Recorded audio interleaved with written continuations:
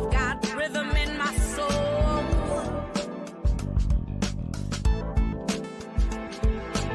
Can you feel it? Let your body move. Let your body move. Let your body move. Let your body move.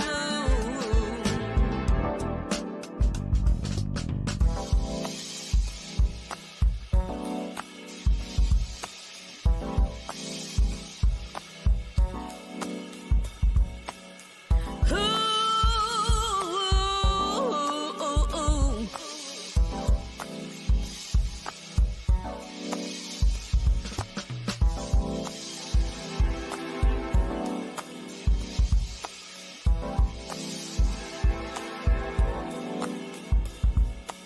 Mm-mm.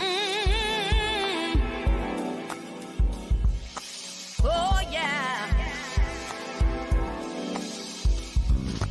I've got rhythm in my soul. I've got rhythm in my soul.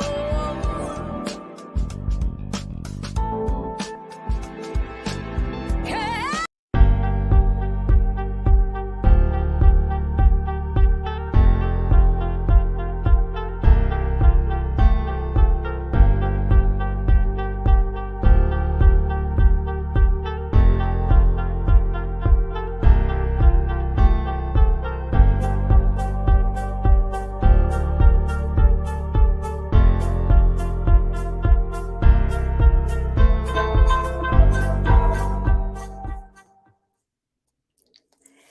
Hey, YouTube. Happy Saturday. I am in the building this week. Not because I want to be, y'all know I love to be outside on the weekends, but I am here because my free weekend ended up not being free. I am on mommy duty. Yeah, it is what it is. So I came in here to do a different type of show tonight. Hey, peace, love. Thank you for joining me, ma'am.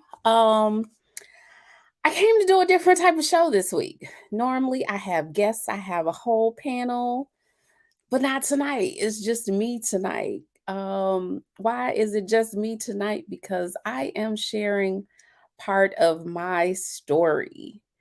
I've been on YouTube for several months and I haven't really been sharing a whole lot about my personal life because I had a little situation. Well, I still got the situation going on. So I was trying to create different kind of content to avoid talking about that. But it seems to be never ending. So guess what? I'm gonna throw all of that stuff out the window that's going on, and I'm gonna start sharing my story.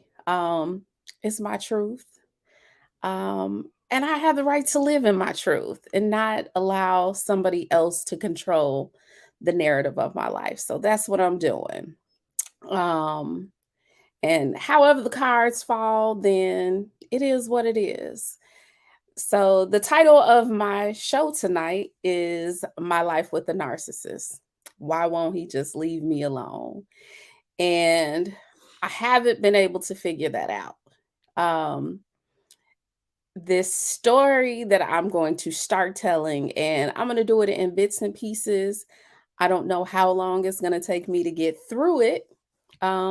It may take several episodes, but I don't want it to be uh y'all know my place is like the party time or the party place on Saturday night. So I don't want it to be like a somber mood or doom and gloom or this like crazy story every week. So I may pop in the middle of the week and just do something random. I don't know how it's going to play out. I'm just going to play it by ears. But tonight is the first episode.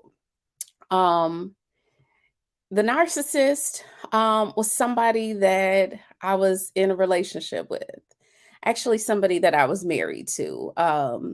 But on the streets, I don't claim it. Y'all know how we do. We choose, pick and choose who we want to claim or what we want to acknowledge. And that was just one of those things that after it was over, I'm like, okay, I just want to forget it, forget about that it ever existed, and move on, because I moved on to something better. um, and my story actually did have a happy ending, even though there was a little tragedy and some bumps along the road. um, and it is what it is. But I got to say a few things before I start this. Um, I'm not sharing the story to be petty, to get back at anybody, because I'm over it. But I do think that when we go through things for a reason. It's not just by happenstance. And many times we live our lives, in the shadows, and we're scared to share our truth because we fear judgment, or, people saying whatever. People gonna talk anyway, so I'm okay with that. I live in my truth. They can't shame me by whatever I share. And if I share it, it's because I don't have a problem with it being known by whoever. Um, yeah, obviously, I'm going to have to leave the name out for obvious reasons. But, those that know, they know. Okay, it is what it is. Um, and I don't know where to start. Like, there's so much to unpack. And how you want to forget things or forget certain experiences. I'm not going to say that I regret it, because there were some good things too, in fact, that came out of the situation. But you want to forget a thing. Um, so you may, forget some of the details of the story, and I might be jumping all over the place when I'm telling the story. I don't know how it's going to come up. Y'all know what comes up comes out. Um, I guess I'm going to have to go back to the beginning. So, um, I met this person at a time in my life. Yes, peace, love, sharing your testimony helps others. And that's what I'm hoping that comes out of this. Even if one person hears my story and can relate, and maybe saves herself or himself from going through some of the stuff that I did, or even, you know, they recognize the signs before it's too late. Um, and I know that's not necessarily a term that I should say, because it's never too late to save yourself. But y'all know, for lack of a better term, that's how I'm going to say it. Hey, Just Jay. Yes, narcs are exhausting. Um, Just Jay said, well, you know what? When it comes to trauma, sometimes it's all over the place. People take it for lying sometimes. You know, it is what it is. Again, everything I'm going to share is my recollection of it. That person may recollect things a little bit different than I did. And if they do, then okay, so what? Live your truth on your own platform. Tell your story wherever you're going to tell it. Actually, he's been telling it. He just left out details. And I think that's kind of why I'm sharing, because for years and years, they say when they go low, you go high. So that's what I was doing. And there was a point where he was like dragging me. He was like posting my name in groups on Facebook and saying different things. And he, was giving the story to people, because, that's one of the things that narcissists do. They want people to feel sorry for them. So they will embellish stories so that to make you look like the bad guy. Hey, Soul Toucher, what's up, cousin? My cousin obviously ain't out in them streets because he on YouTube and he tuned in to me. Thank you. I appreciate you for being here. And y'all, I told some of the story in my sit down with Soul Toucher. So y'all got to go over to his stream and check out. I don't know, how many parts did we do? Two, or I don't know. I think we did, or he broke it up into three different videos. Um, Just Jay said, I told someone one time, I don't remember no dang time sequence. I was dealing with trauma. Girl, you ain't never told no lie, cause it it was, it's so crazy when you going through it that you don't even realize how crazy it is until you separate yourself. And I didn't believe how outrageous the story is because I was just living life every day, trying to survive, trying to get by. And then, we private. We don't tell people what's going on at the moment. You tell them, after it's over and done with, because what go on in your house stays in your four walls. So I wasn't really sharing all of it. I may have given bits and pieces to certain people that I trusted, but I didn't give anybody the full story. Um, I to this day I still don't really know why, because it was never really about protecting him. I think it was more about the embarrassment. Um, for me personally, because I held myself to a higher standard. And I got to a point where I was looking at myself like, girl, how did you end up here? Because I knew I was smarter than that. But like I said, it came at this particular peculiar time in my life. So at the point where this relationship started, I was what I call a babe in Christ. And y'all might hear me making religious references, but this is not that show. I'm not no preacher, pastor, first lady, nothing. Don't have a desire to be. um but I did want a relationship with God. And I had been Catholic all of my life.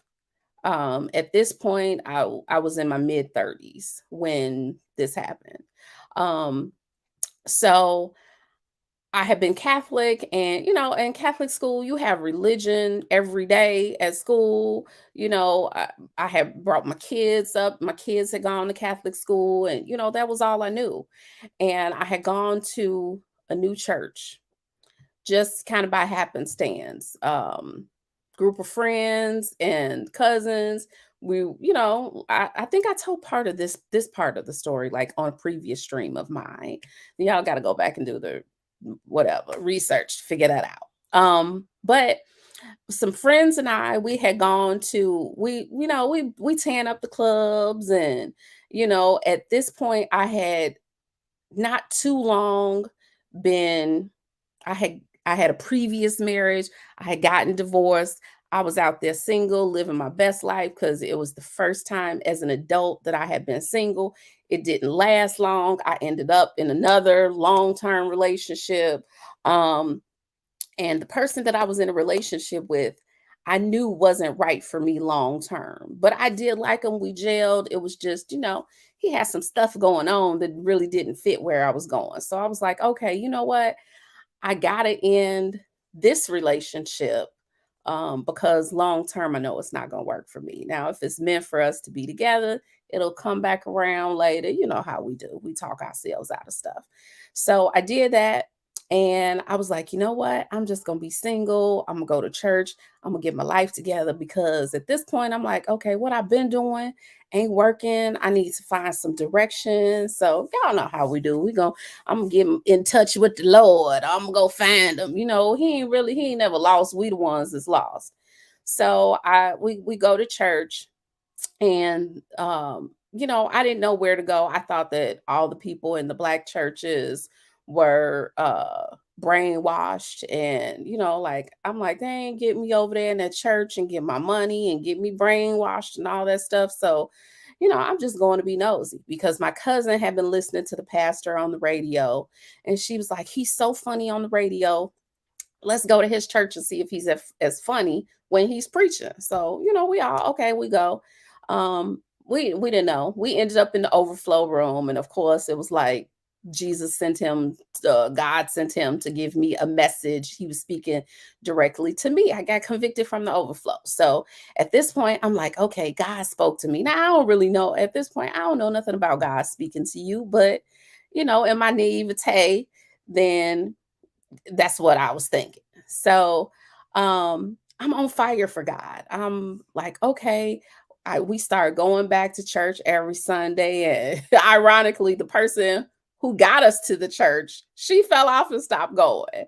But some of the rest of us, we were still going. We in church every Sunday.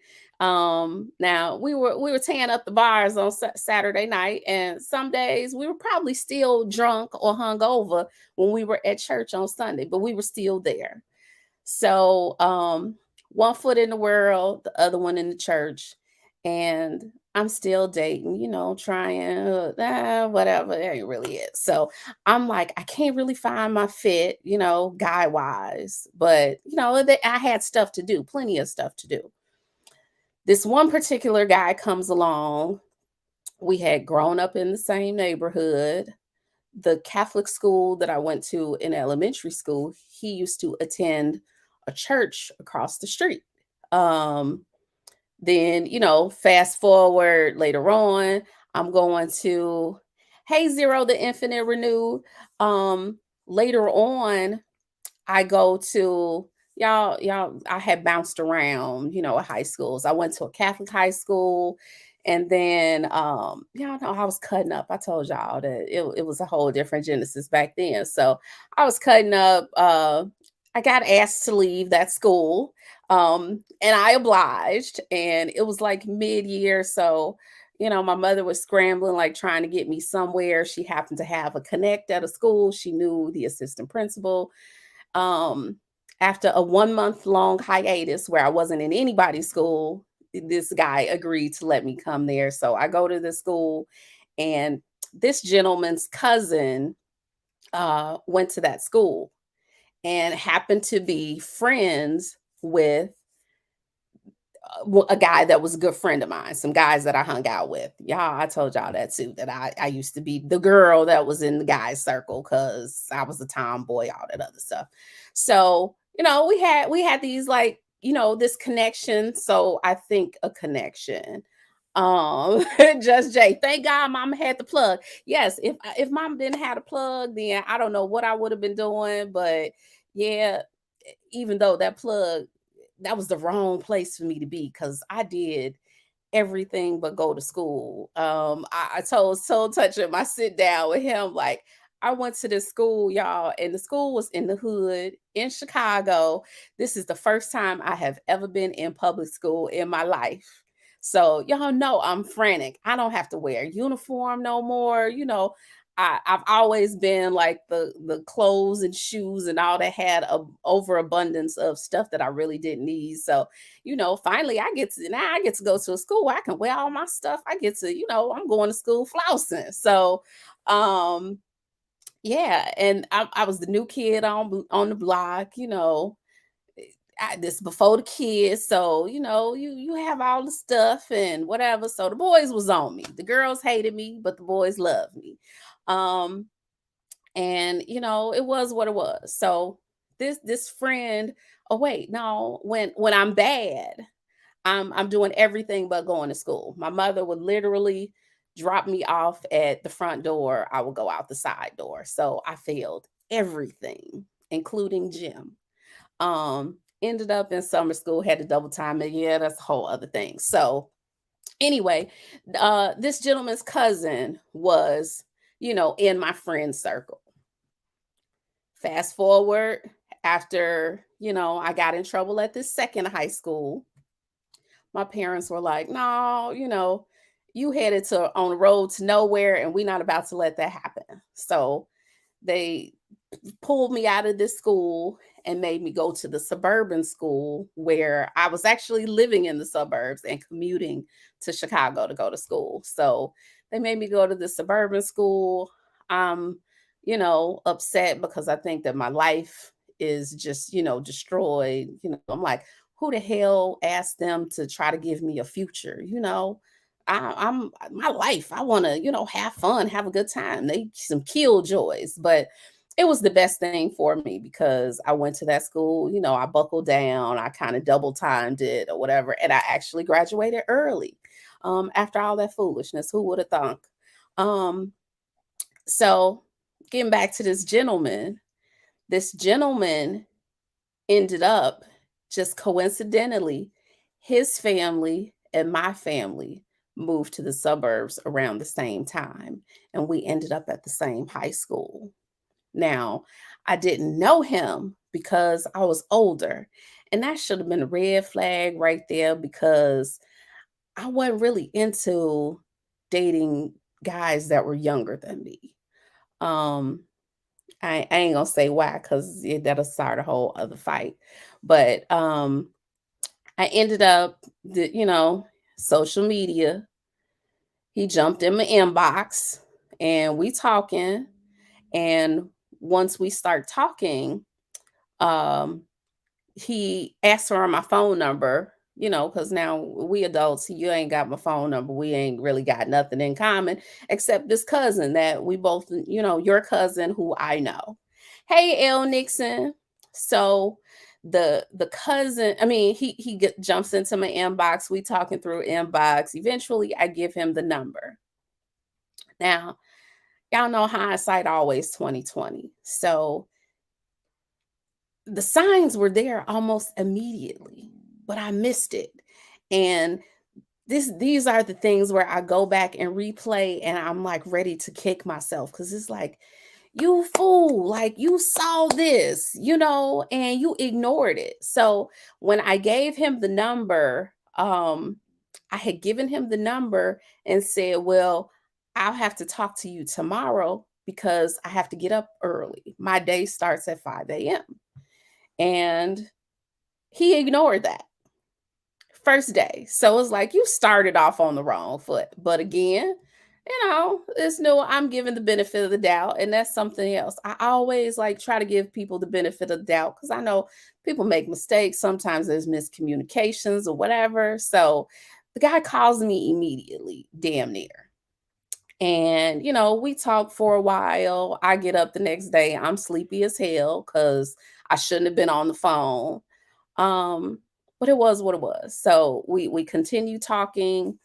And L Nixon, I promise you, I'm kicking myself like now because wait, I didn't tell y'all the year. So this is in 2010. Now, y'all, 2010, it's now 2022. And this person is still an issue. So we start talking, and hey, Blue Devil G.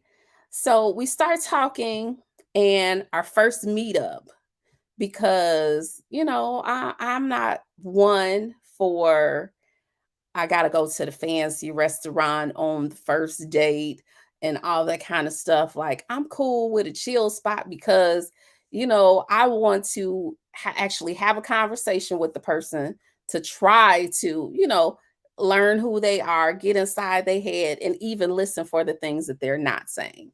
So our first meetup was to a trail in our area, a walking trail. And he pulled up. I got there before him.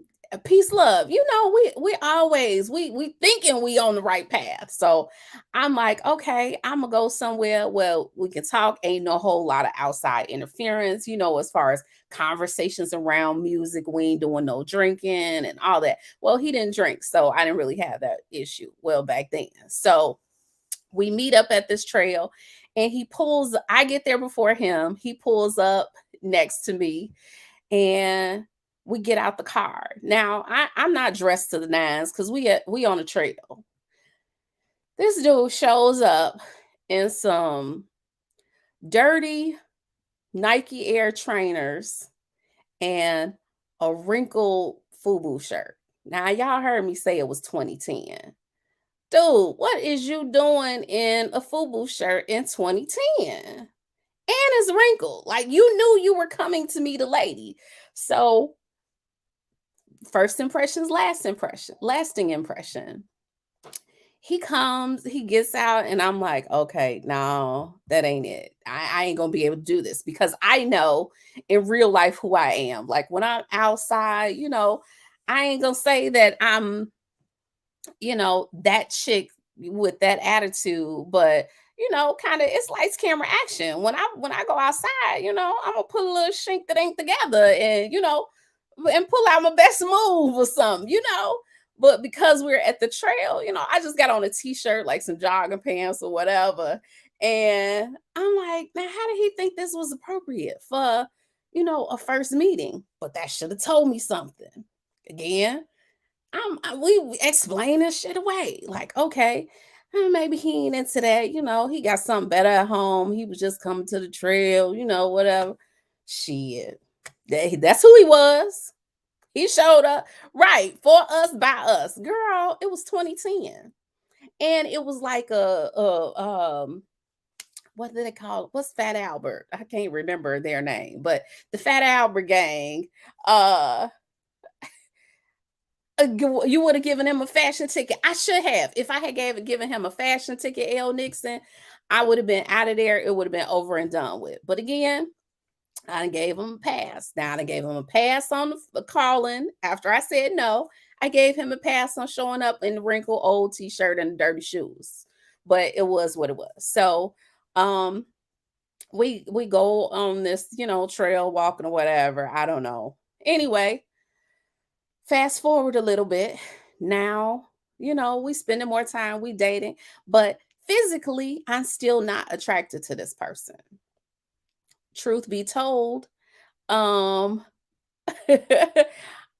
truth be told, I'm still in love with someone else, but I'm in denial about that. So, you know, I I ain't gonna say the best way to get over somebody is to get under somebody else, but I wanted this distraction so that I could get this other person out of my system who really wasn't out of my system. So we're dating, and even though I'm not attracted to this person, it becomes a point where I'm thinking that he's just thoughtful because literally anything I would say, um, anything I would say, if I said, hey, just in conversation, I got a taste for some gummy bears, then next thing I know, he would ring my doorbell or he would, deliver gummy bears, 2 bags of gummy bears to my house. Oh man, that's sweet. He's thoughtful. I just casually mentioned that I wanted these gummy bears, but I don't know that this is where the love bombing is starting. Really, he's buying my affection at this point. But I don't know that because narcissism ain't a term then. We don't know nothing about that. I hadn't heard that. I just heard this just in, the recent years, and all the signs. And when I look back on this scenario, he fits the definition of a narcissist almost, characteristic for characteristic. No, just Blue Devil G. No, it was not the gray shorts. And I'm gonna tell that too because in our conversations, like I've always been a fan of the underdog. Yeah, just today on the surface, he just seems thoughtful. So I'm thinking he's just thoughtful. Hey, darn, we only have a few bottles of water. I gotta go to the store and get some water. He would randomly go to the store, buy 2 cases of water, leave them on my front porch, and then call and say, hey, look on your front porch, I left some water. So I'm like, oh, okay. After a while you get used to that, but that's part of the love bombing and the drawing you in. He's reeling me in at this point, but I don't know it. So um during the dating phase of it, we had typical, well, they weren't really typical, but what I figured were um typical arguments or disagreements until we had one particular incident where we were in a restaurant and I'm sitting across the table from him, and earlier that day, somebody had said something about, I was pretty or whatever. Girl, hindsight is something else. Somebody had said I was pretty. So, in that evening in the restaurant, he commented and said, you're funny looking. Now, I got upset, I was ready to leave the restaurant, but he had driven. So, of course, I'm stuck there. This is before Uber was a thing. Um, But we exchanged words about that. And I didn't understand then, of course, we go back to this hindsight thing. They have a way of trying to break you down, or to break down your self-esteem. Well, because I'm pretty confident, I had been receiving compliment of this, that, or the other sort all my life, so I was kind of used to that. So you can say that I'm funny looking, and I might be to you, but that's really not gonna damage my self-esteem, because I'm pretty secure in who I am. So um another red flag again that I'm ignoring, because, when he would do something bad, he would be apologetic, but the apology would only last temporarily. He would go back to, whatever it was, or being himself. Um just Jay, she say, I'm multitasking, and I damn near cussed him out right there. Yeah, I'm pretty laid back though. So even if somebody does something to me, I would like, okay, the first time I'm gonna give you a pass. I might even give you a pass, the second or third time. Now, after that third time, depending on what kind of mood I'm in, then I'm gonna slice and dice, and that's gonna be it. But I'm still trying to be chill. He was doing little things. So, I told y'all I had, two other kids. Well, I didn't tell y'all, but I have two older children. Um, from my first marriage. And at this point, I'm a single parent because their dad died when they were younger. And I'm raising these kids by myself. And I didn't, I was really, I've always been protective of my kids, that mama bear. And I didn't want people really around my kids because, they're girls. I got to protect them. And it took a while for me to introduce them, but once I did, then he was seemingly accepting of the kids, and, their feelings mattered and all that. So we would have on weekends, we would do like a date night with my girls before I had a date night with him. So, again, this is another way of me getting over the things about him that I don't like. And, first meeting, my kids weren't feeling him. Should have been another sign. Ignored it. But at that point, I figured, they're not going to feel anybody, because if it ain't their dad, after their dad passed, he was Superman. So, where am I going from there? They ain't gonna like nobody. They're gonna adjust to somebody at some point. Eventually they adjusted to him, but they thought he was corny, and all that. Fast forward, we're dating. He didn't have any children. I'm in church, so y'all got, the church got me all drawn in, or sucked in at that point, is what I felt. Um, so in my mind, I'm like, okay, if I get married again, I'm gonna try and be this Proverbs 31 woman. I'm gonna try and do it all. I made these mistakes before, so I'm gonna try and do something different. And under regular circumstances, y'all, I'm superficial. I like the pretty boys. I like the well-dressed ones. Um, I like the well-dressed ones. I like them to smell good. So he didn't hit any of those boxes. So it's like, well, how did you end up here? But um one of the church people that I was talking to, at this point, there was so many. And again, I'm saying I'm a babe in Christ. So my discernment is off. I don't really know who to listen to. So I'm getting stuff over here, stuff over there, and it's just all, swirling around in my head. When very early on, he was ready for marriage. Now, another thing with the narcissists is they tend to move really fast. No, L. Nixon, he did not have a motorcycle. He did not. And I should have looked at that too, because that my love of motorcycles ended up being a point of contention. Um, when he's ready to get married, like I think after 3 months, and he kind of blindsided me one day. He had fairly early on, he had taken me to meet his parents, and I didn't really know. I try not to be judgmental about people before I know them, but he had come from uh had grown up in church all his life, didn't drink, didn't smoke, came from a two-parent household. Parents were still married. His parents actually were the heads of the marriage ministry at church. And in where we live at the time, the parents, this marriage ministry they were heading was at people would call a mega church, well known, apostle.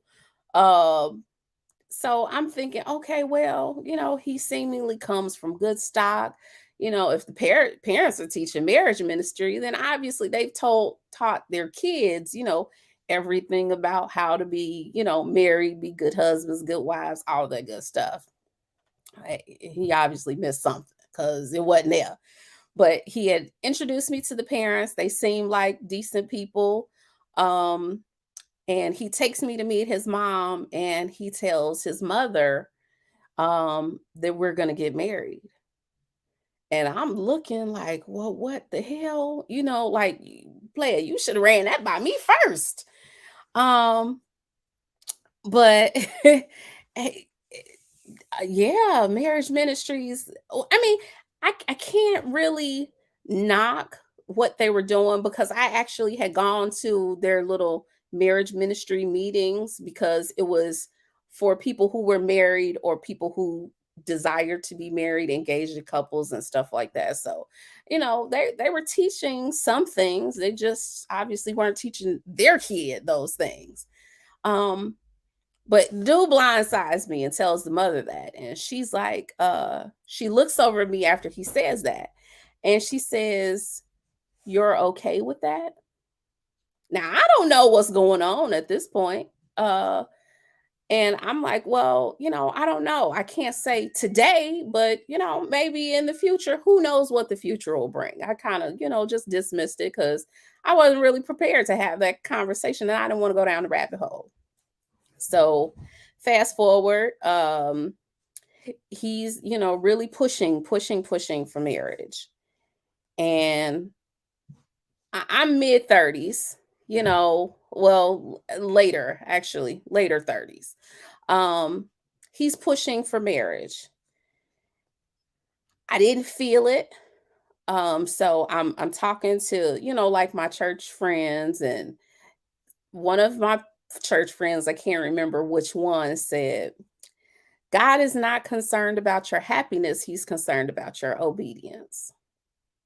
So I'm like, okay, well, if what I've been doing, hey, and Anye, um, if what I'm doing or what I've been doing isn't working, then I've got to do something different. Being superficial, those guys haven't been it. It ain't worked out.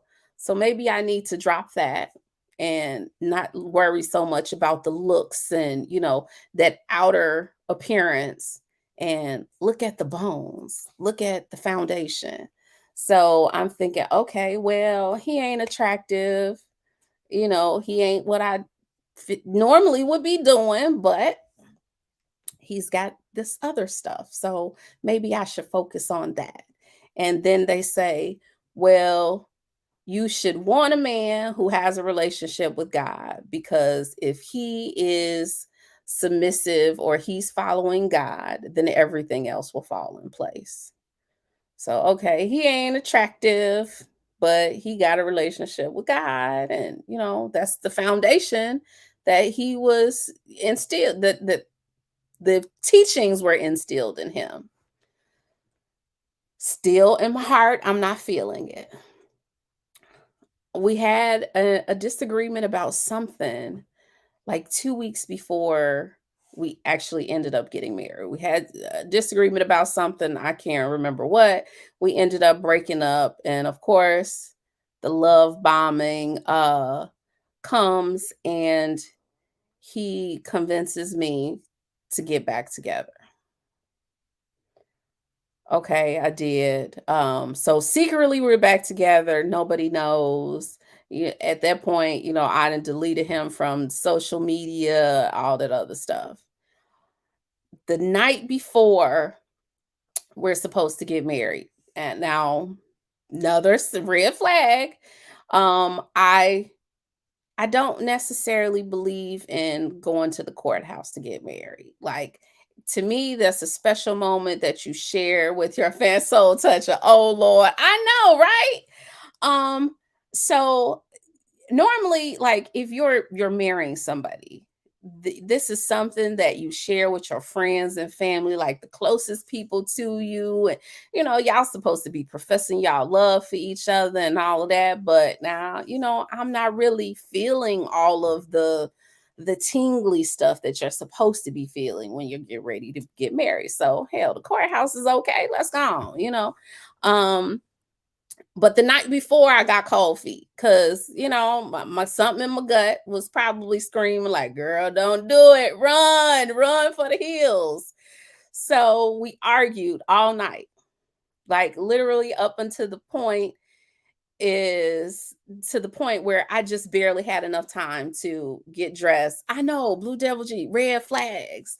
Um, L. Nixon said, "The thing is, they still have to listen to his voice. Easier said than done, but conviction is there when you can hear him clearly."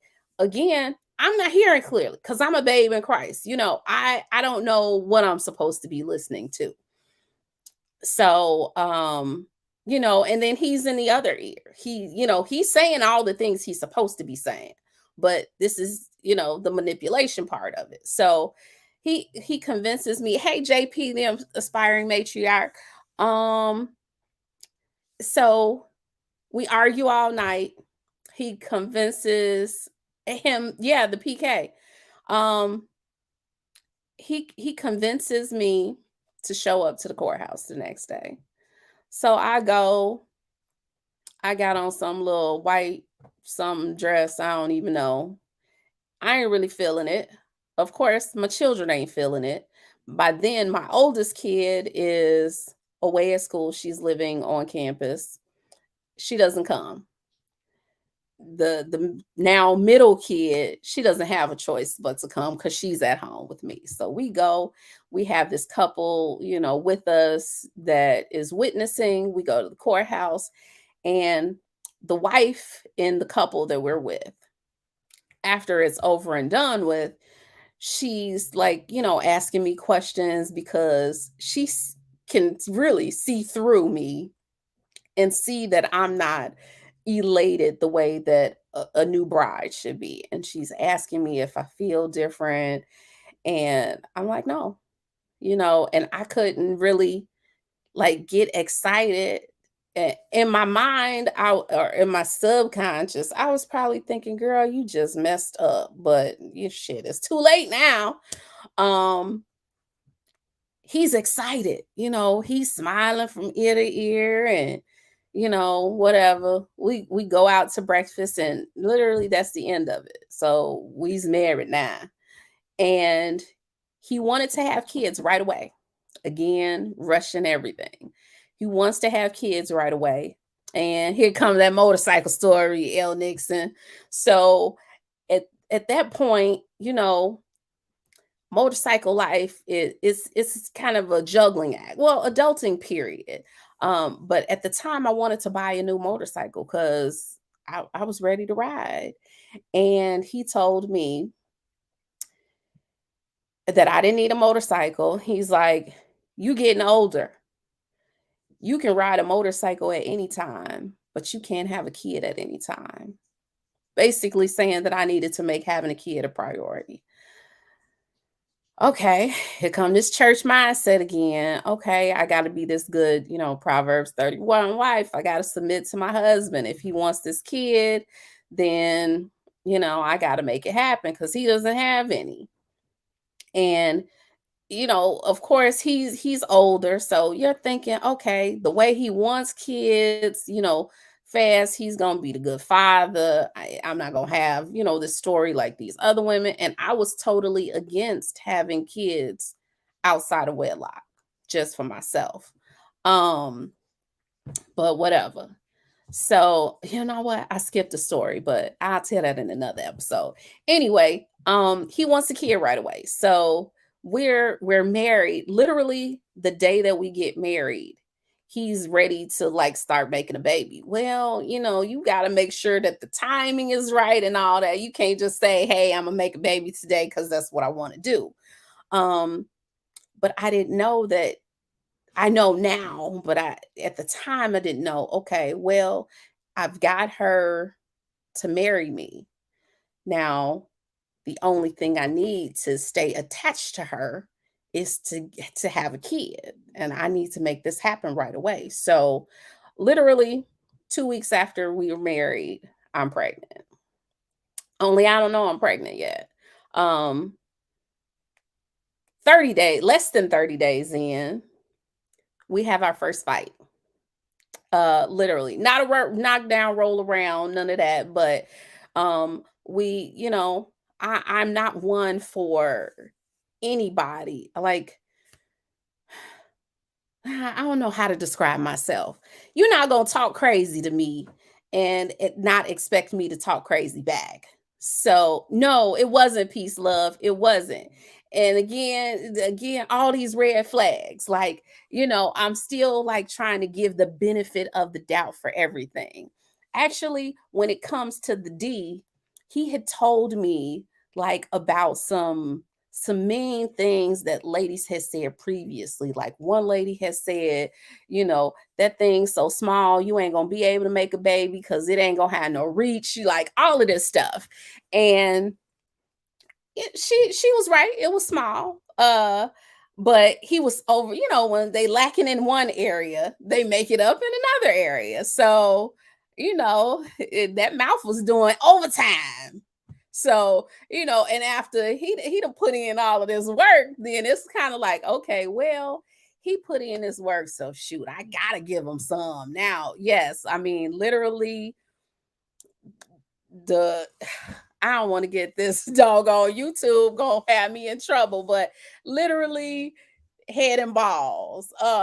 But because you're putting in the other work, then it's like, man, now I feel obligated. Like, girl, he did all that. You gotta give him something, you know.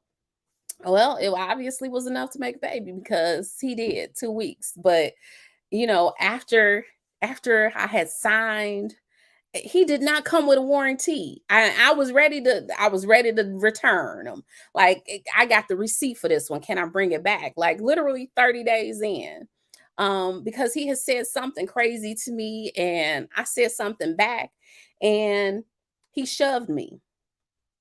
Okay, well, see, that's where you went wrong because I'm not that chick.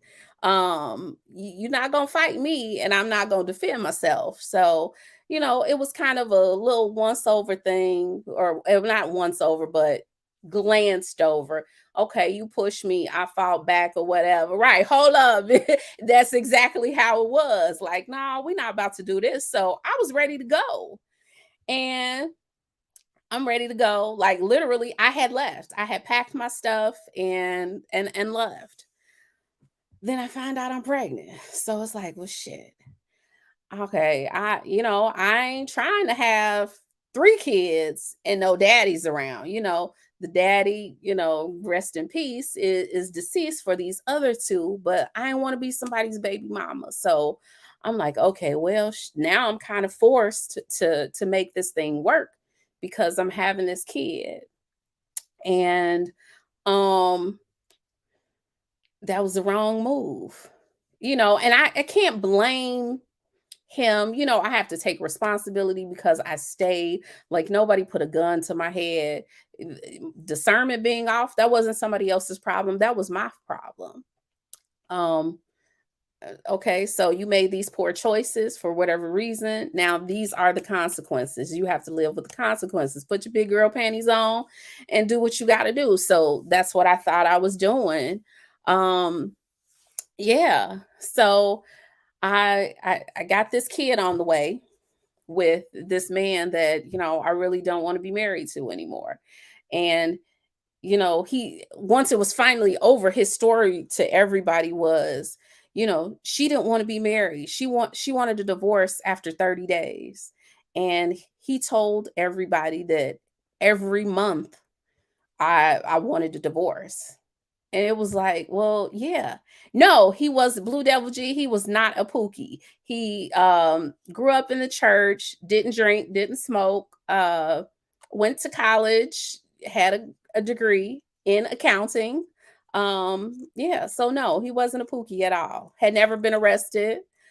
Um, it- just all of the things. And that was one of the reasons kind of why I selected him. Like the people that I had dated before, and even my older kid's dad, who I had been married to, they had come from broken homes.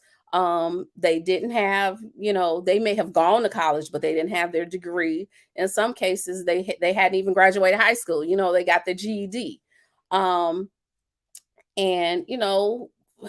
I can say it now because I ain't involved, but a lot of them had jobs that weren't exactly legal. They hustling. So that's what it was. And because that didn't work, I was trying to go to the extreme opposite of that. Okay, I done had the goddess in the streets and hustling and, been in jail and, smoking and drinking and all this other stuff. So I'm going to go for the lame dude because this seems to be the safe alternative because this other thing isn't working. Well, no, it wasn't because what was supposed to be the safe alternative ended up being worse than the Pookies. I'm like, hell, I could have stayed with Pookie and them for this. So, I forget where I was in the story. I go, oh, wait, back in this marriage, I'm pregnant. Pregnancy is rough. It is on any woman, for most women. Have the kid. So I'm still wanting out of it, but staying for the sake of now I have this baby on the way.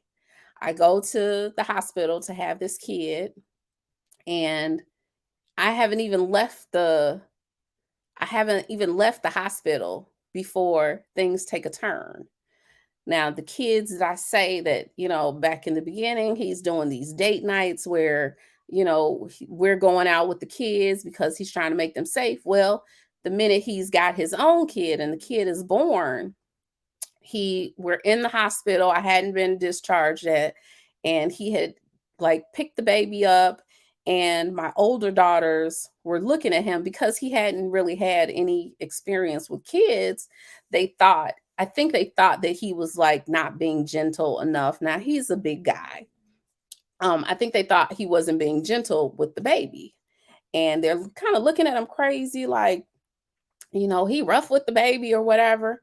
And he turns to my kids, who at this point are, I believe, 18 and 12. And he's like, this one is mine. I can do what I want to with him. Okay.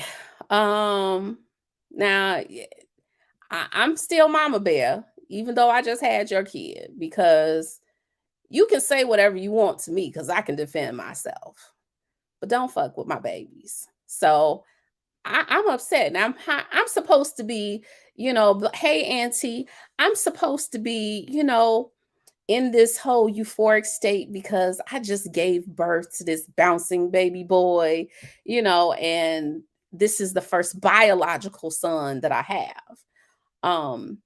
The experience turned out to be something else. Take the baby home and all hell breaks loose.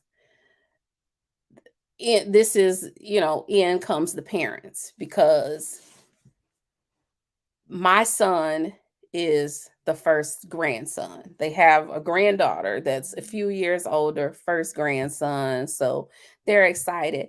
And because they didn't have, well, I didn't tell y'all, they didn't have a really good relationship, the parents and him.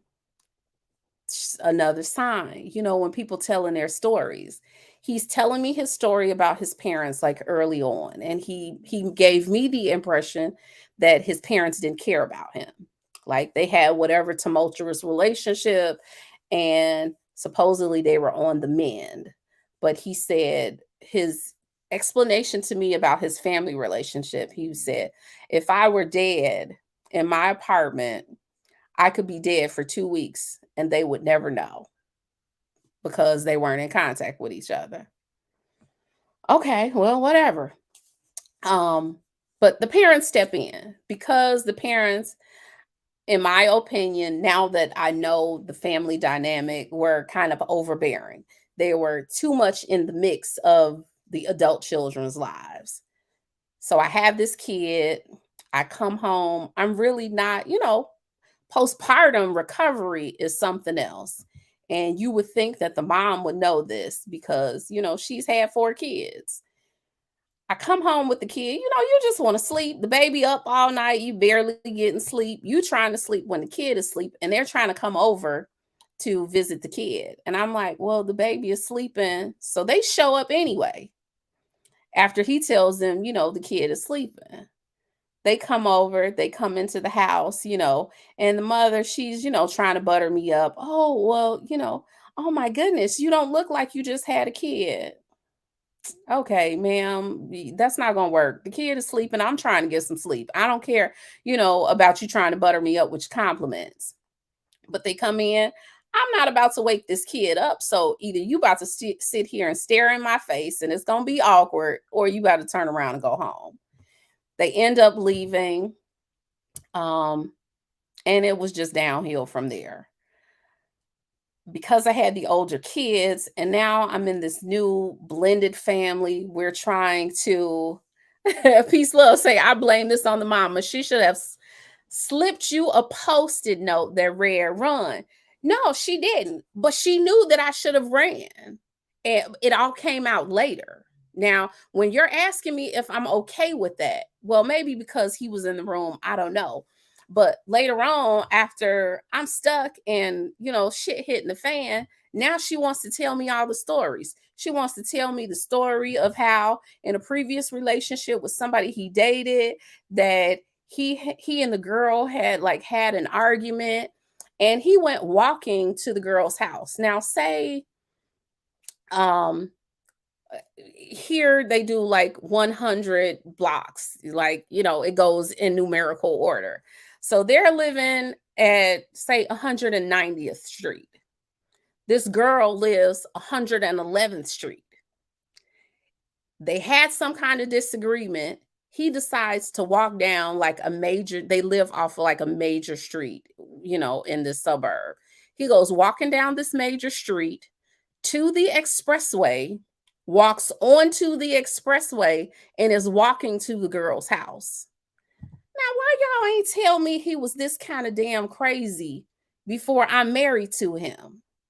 He's literally walking on a major expressway to this girl's house, but this whole narcissism, doing his thing. And I don't know if he had a cell phone, if he had told the girl he was walking to her house because he didn't have a car. Yeah, he's mental. So he's, I don't know what he is, peace, love. I don't know if he's mental because he turns it on and off. So I don't know.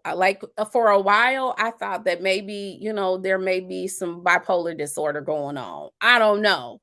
But he attempts to walk to this girl's house, and he had contacted her. The girl got in her car and got on the expressway heading to his house, and saw him on the other side of the road. And I guess, went past, did a U-turn, came around and picked him up. Well, y'all supposed to tell people when people got that kind of crazy going on. She didn't tell me that until after I was married to him. Then she's unfolding and she's telling everything. She says, well, when the girl finally broke up with him, the girl came to him and said, I can't do it anymore. Telling her, I don't know if they, were that close, but I knew, in the church world, y'all know how that church thing goes, but her family knew his family, all that other stuff. And maybe to keep the mess down between the families, she came to his mom and said, I can't do this anymore. So the mom's telling me this story after I'm married to him. Yeah. Um, and I'm not his first wife. He had a wife before me who was in the church too. Now I'm the first wife who wasn't part of their little church circle, but because I'm new, then I guess they're kind of welcoming me in because I got some kind of church history. Um, but the first wife, you know, similar thing. She had a kid. Um, she only lasted 6 months. She only lasted 6 months. After he married her, he put her head through a wall. Hey, bravo with Sheila. He put her head through a wall. But only he didn't call it putting her head through a wall. In the midst of whatever fight they had, she tripped and fell, and her head went into the wall. Yeah. uh Wait, Blue Devil G say he man kidnapped you, Dennis, keep you in the house, lock up. I know, this is why I'm like, listen, after that experience, I had I'm looking over the wall at everybody. Like, listen, this my wall is here. You can just see this part only, because I wasn't about to let that wall down. Like, this dude was a nightmare. And the nightmare is still continuing.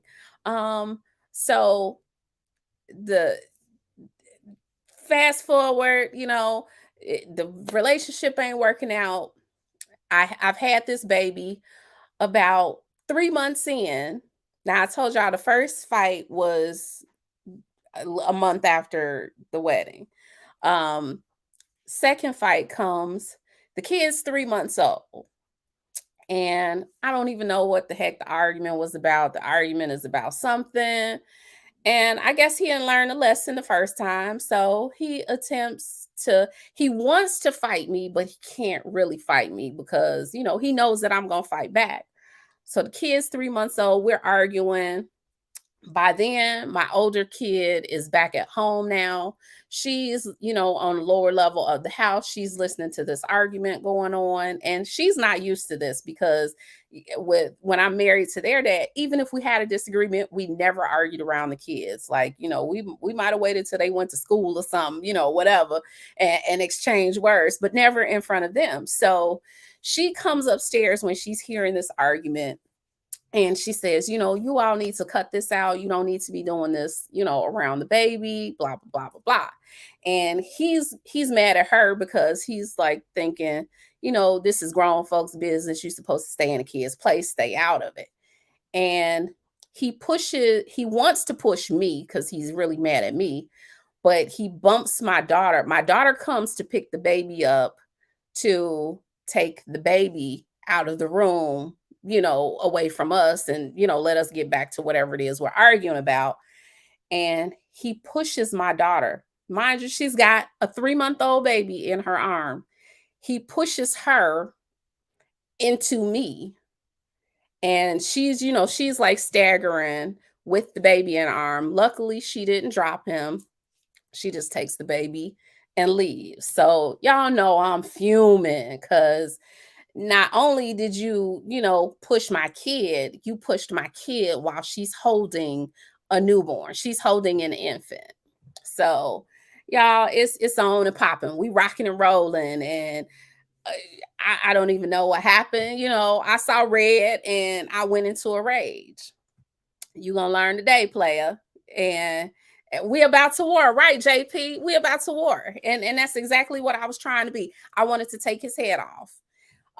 He managed to get away, and after he goes out, he gets away and goes out, then he calls the police on me. Police come, it is what it is. I had locked the door. Police say that I have to let him back in. Okay, well, it is what it is. So again, the people, when they're doing their thing. Sorry, y'all, I'm rambling on, my throat getting dry. Anyway, the love bombing, when the narcissist, when they do something, they go extra hard to apologize. So That's what he would do. So he goes into apology mode and he's doing all these things. He sends flowers and, he behaves for about 2 weeks, and then it goes right back to the same cycle. So we were like in this never ending cycle. And that's probably why I was saying I wanted a divorce every month, because, something happens, then you're apologetic, you're assuring me it ain't gonna happen again. And even though I was a battered woman, because I wasn't, he wasn't like punching me in my eye, slapping me in my face, or nothing like that. I wasn't walking around with bruises or bloody nose and black eyes and stuff like that. I didn't consider myself a battered woman, but emotionally and mentally, I most definitely was. We would have these never ending cycles, okay, something happens, we argue, he does, his goes into apology mode, he behaves for about 2 weeks, and then the cycle starts over again. And we did this. And the whole time, I'm thinking, I got to be this Proverbs 31 wife. And people are saying, God ain't concerned about your happiness. He's concerned about your obedience.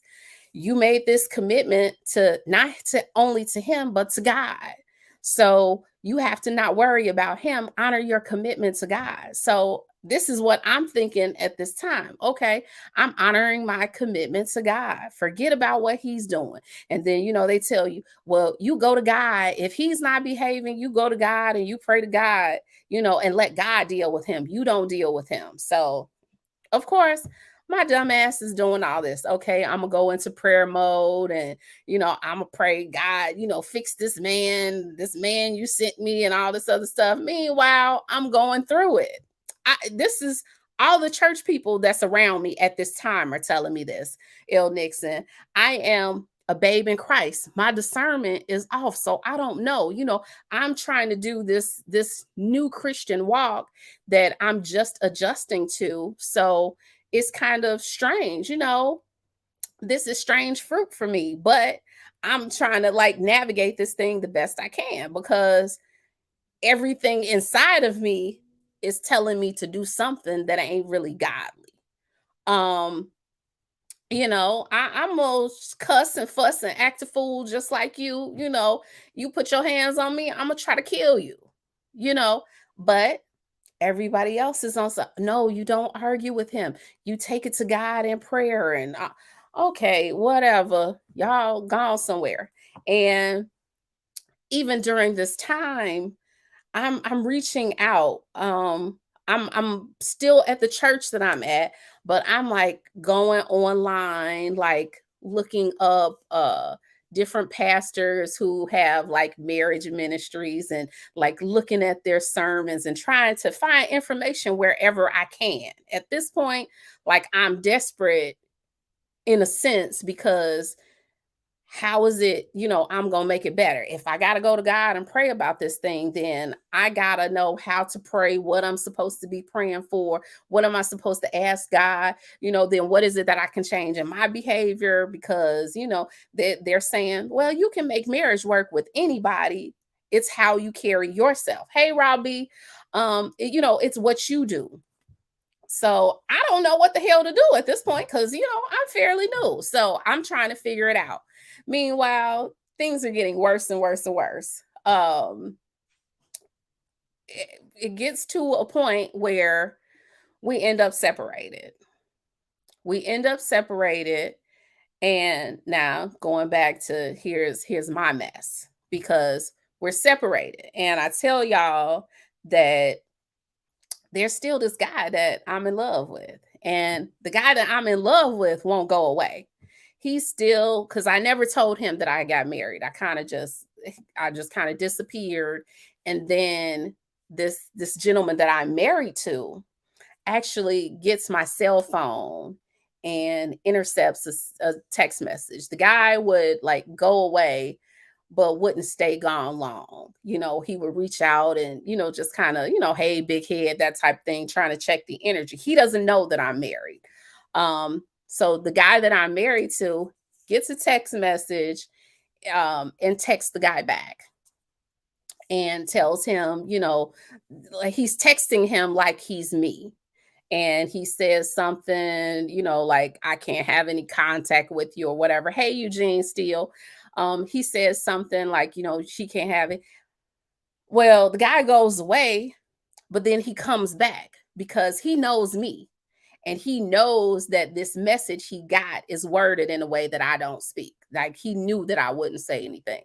So he reached out, like, kind of randomly, but he sent out like I don't want to say a coded text message, but we had a way of communicating with each other. Like, okay, if you're busy or something and you can't pick up the phone, or, when I call, then we had a little code that we would send to each other. And that means I'll call you back. So he sends me this little code or whatever. I end up calling him back because, I ain't really emotionally, I'm definitely not disconnected from him. So I reach out to him and he's telling me, he wants to get it off his chest because it's bothering him. He got this text message and then he knows that it's not a way that I talk. And sure enough, it's not the way that I would talk. And I'm like, no, that was him texting you. So now he back on the scene. So I got to explain that not only have I got married, but I've had a kid. So me and the guy separated, and now I'm entertaining this other gentleman that I'm not over with. And he's like, okay, well, he's not it, we should get together. And before, when we were together, he wanted to have a kid. And I was against it because we weren't really talking marriage. And I wasn't about to be nobody's baby mama. So he's like, well, to this new baby, well, why don't we give him a brother or sister? I wasn't creeping. I'm separated. Well, I guess technically I was creeping because legally I was still married, but we were separated. So I'm seeing this other guy and he's like, why won't we give this kid, a little brother or sister? I'm like, no, I don't want any more kids. It is what it is. Here comes this guy back that I'm married to. I guess I should have said my husband. JP said, I just read his about section. Been in psychotherapy since 2017. That's about right. NPD is no joke. It is no joke. Literally, I've never seen anything in my life like this. And to think that this is like a whole thing, like, I don't think that this just came about in recent years. Like, this had to be a thing that's been a thing for a while, but wasn't recognized, or it's been going undiagnosed. I don't know, but it's crazy. So, um, we're separated. This guy comes back because now, when he finally, well, I guess I should have told y'all how he finally got out. He finally got out uh because, well, not finally. He gets out this time because he kicks in a door in my house. I leave to go take my son to get a haircut. By this time my son is a year old, and he's gotten his first haircut, but he needs a haircut. And I take him to a friend. Now, y'all, I live in Illinois. The friend is in Indiana. And I'm not far from Indiana, but it's a hike for me to get to the friend. But it was somebody I trusted, whatever. I go take the kid to get the haircut. And while I'm gone, we're not sleeping in the same room at this point, and I had a lock on my bedroom door that I was locking, had changed the knob on the doorknob on it so that I could lock it. I lock the door when I leave. He's got nothing in the room that, personal belongings or anything. I just don't want him, rummaging around in my stuff, damaging things, whatever. I don't know. I lock the door, go take my son to get his haircut. When I come back, he's upset because he sees that my son's hair is cut. So he's, oh, you took him to y'all. You know how dudes do. You took him to your boyfriend, your man, to cut my son hair, all that kind of stuff. I walk into the house. I ignore him. I walk into the house. I go to my bedroom door, and I go to put the key in and the door just like comes open and I'm looking like, wait a minute, hold on. I look, the whole door jamb is like damaged. He done busted all of the wood off the door, busted the door up too. So I come back, I'm like, wait, you kicked my door in? Oh, well, I had something in the room. You were holding my personal things. Well, I wasn't holding your personal things. Okay, you want to act to ass? Well, I'm not about to fight you again because I shouldn't have to fight in my house. This is supposed to be my place of peace. So I called the police. The police come, they come in. Of course, they're asking the questions.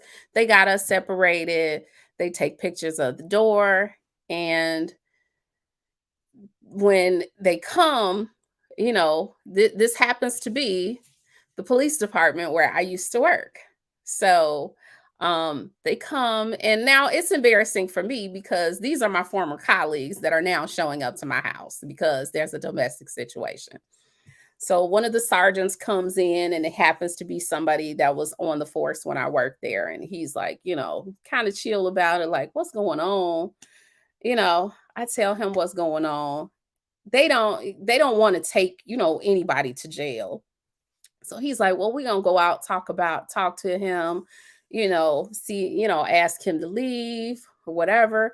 If he acts up, then we're gonna hook him up. They go outside, they talk to him, and he's acting an ass with the police. Now he's trying to do this whole black white thing, make it a race issue. Sergeant comes back. He's like, he's been an asshole, so we're gonna hook him up. They go back out, put him in cuffs, take him to jail. He spends the weekend in jail. Now the parents want to get involved. They want to call and what's going on. Well, y'all wasn't trying to call and all this other stuff. And I had reached out to the parents like a few times, like on previous incidents, because they're in the mix. I'm like, okay. And he seemed to be like really concerned about what the parents thought of him or maintaining this image for the parents. So I'm thinking, well, maybe they'll be able to talk some sense into him, ask him to leave my house, whatever. The parents are calling, they end up going to bail him out of jail. He has spent the weekend in jail. Of course, he can't come back to my house at this point. So he's from wherever. The parents won't take him in. Now, this is where it starts kind of getting really clear for me about what's going on. Like they hiding something because the parents won't take him in. Now, this is your biological child is displaced from his home for whatever reason. He needs a place to go because he can't go there. You all don't have, you have an extra room where he can come to your house and stay. They didn't want to take him in. So touched. I know how they bail him out, but not take him in. They did not take him in. They picked him up from the county jail, drove him to his friend's house, didn't even call the friend in advance, drove him to his friend's house and said to ask the friend if he could come in and stay there. The friend wouldn't let him stay. So that should have been another, red flag. Well, this is supposed to be your good friend, your homie. Your homie won't even take you in, let him stay with him. But everybody is like covering. So the friend doesn't take him in. He ends up going to stay with one friend. Him and that friend have a disagreement or something. He gets put out of there. He goes and stays with one of my friends who had become his friend. And he goes to stay with my friend. And at this point, I don't know where he is. He's staying with my friend, and him and my friend get into it, and he's got nowhere to go. And say, I can't remember what day of the week it was, but like on a Tuesday, the friend says, well, you've got to be gone by Thursday or Friday or something like that. He doesn't have anywhere to go. The parents won't take him in. The parents tells him to go to a shelter. They send him the list of some shelters that, he can go into. Oh, in the suburban area, they have, they call them pad shelters, where they're shelters, but they're like in different locations. And, they can stay at any one of them, but they're responsible for getting there to, and they're kind of like all spread out. So they tell him to go to the shelter. At this point, he calls me when he's, got nowhere else to go. And he's trying to, like, give me this sob story so that I'll feel sorry for him and let him come back to my house. Sorry, pimp, I ain't gonna be able to help you. I can't let you come here because I'm still upset that you didn't kick my door in. Now I gotta replace the door and fix all this damage that you did over nothing because you didn't have any business.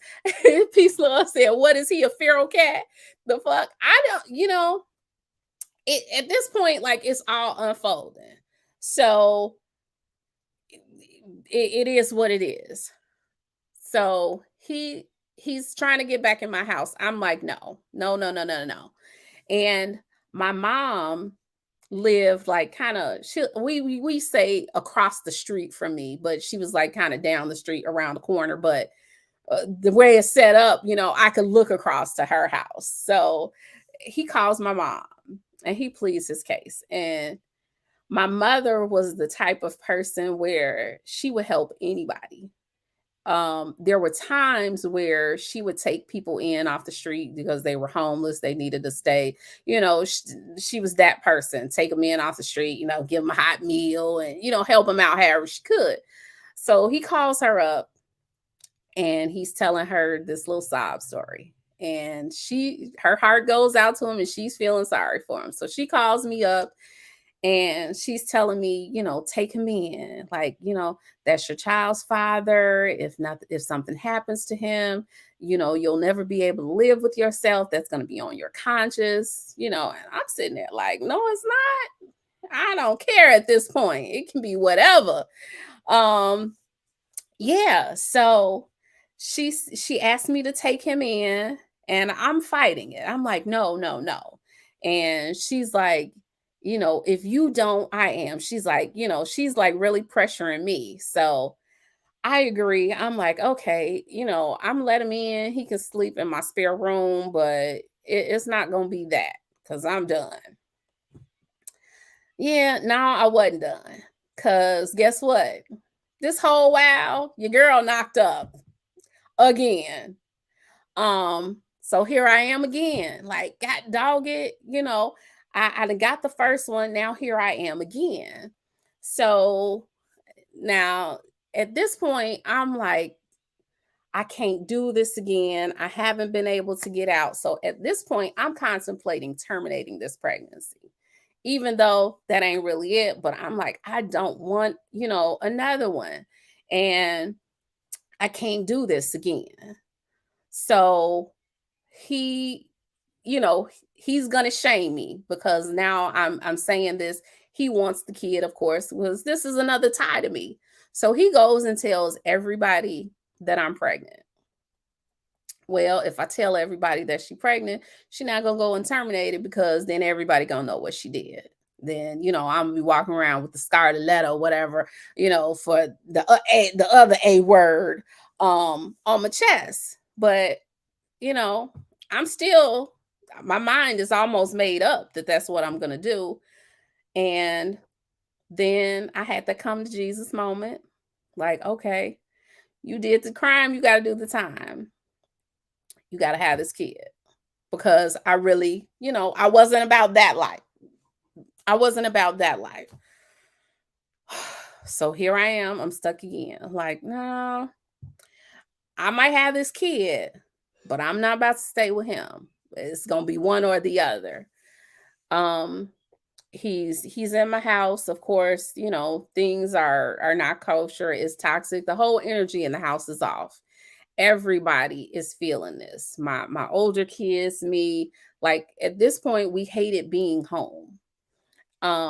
It was peaceful, like when he was gone, but he ended up getting fired from a job because then the narcissism kicks in and he has an argument with a coworker, like threatens the man. The man goes to HR and said, it's the older white person The guy goes to IHR, says, he feels threatened. He doesn't feel safe at work. And of course, they walk him out of there. We're going to walk your black ass out of here because this man is now scared to come to work and we don't want a lawsuit.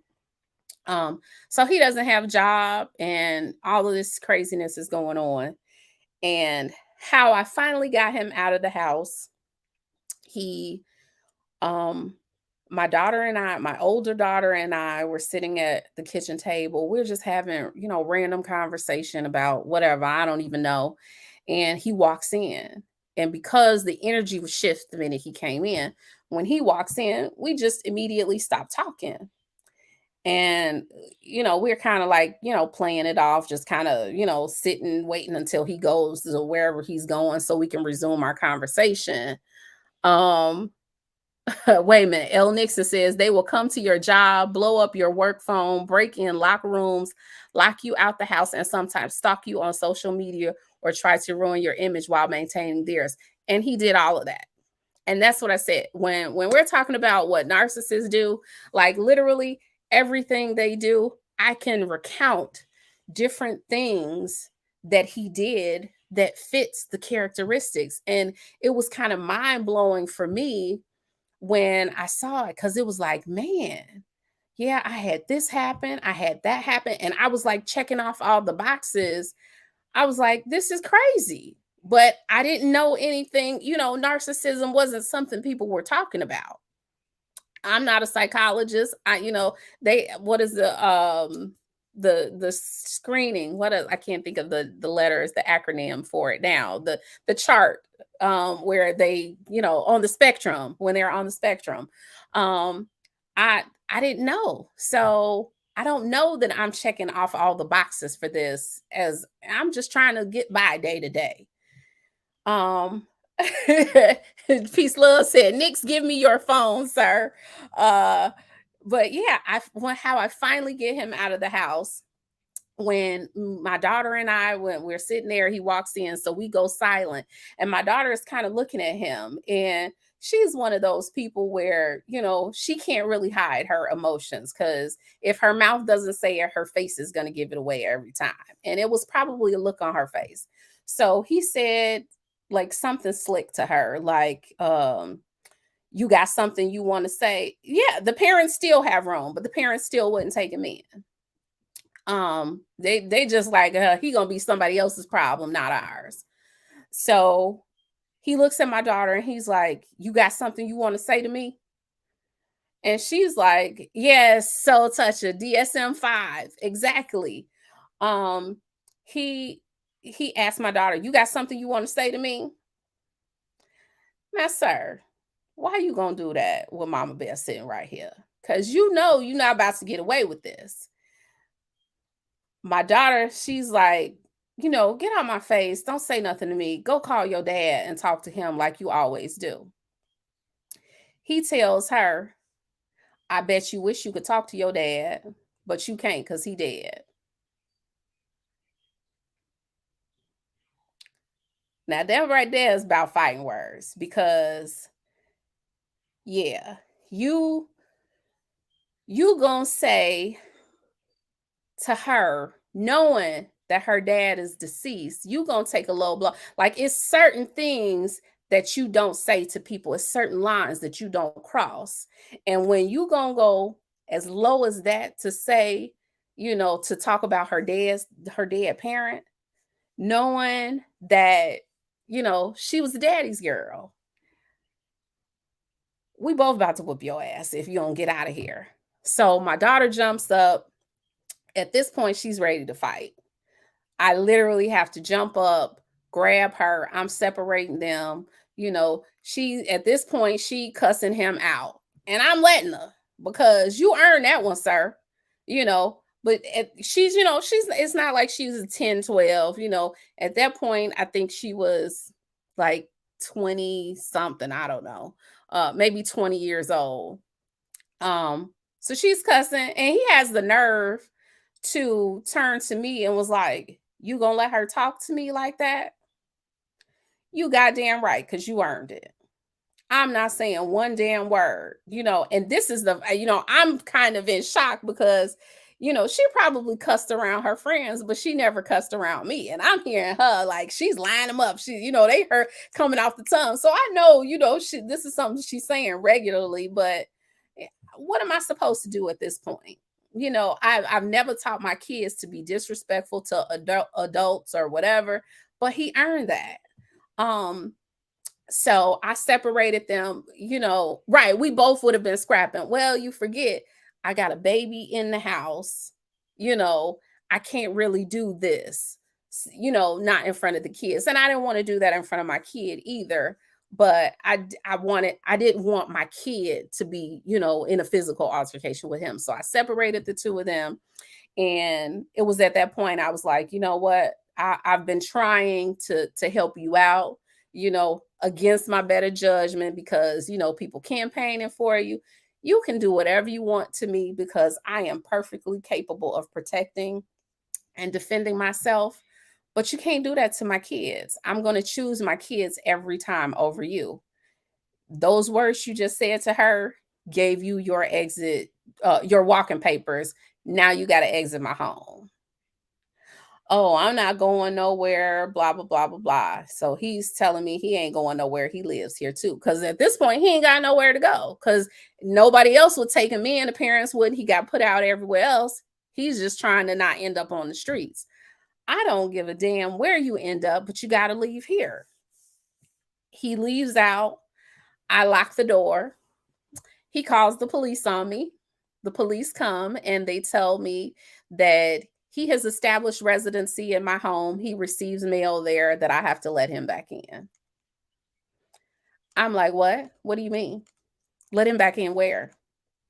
You're going to have to let him in. You can't not let him into your home. If you want him out, you have to go to court, start the eviction process, bring us an order from the court, and then we'll have him leave.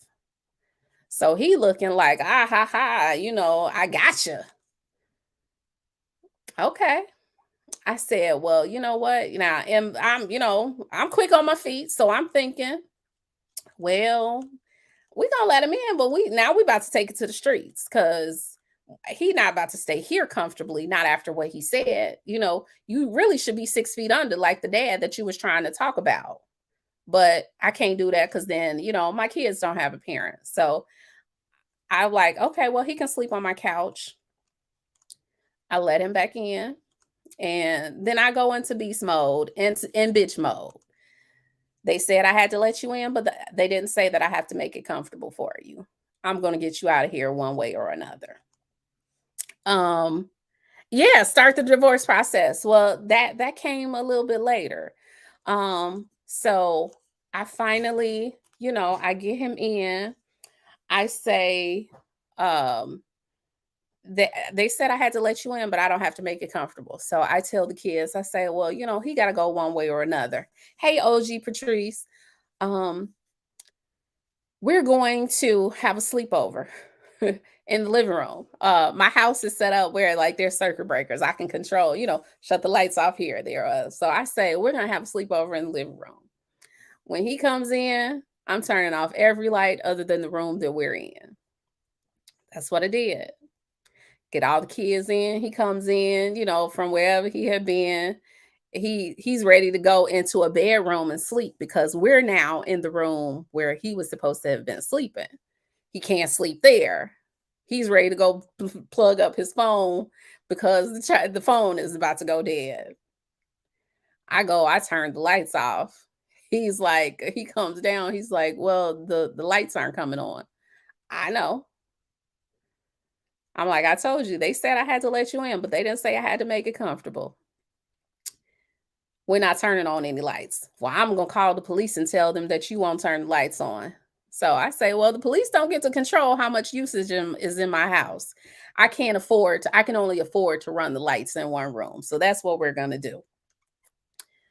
And that's what we did. He ended up going to bed. And I'm like, listen, you can stay here if you want, but I guarantee you it's going to get progressively worse each day. He stayed that one night. The next day, he decided to come back again.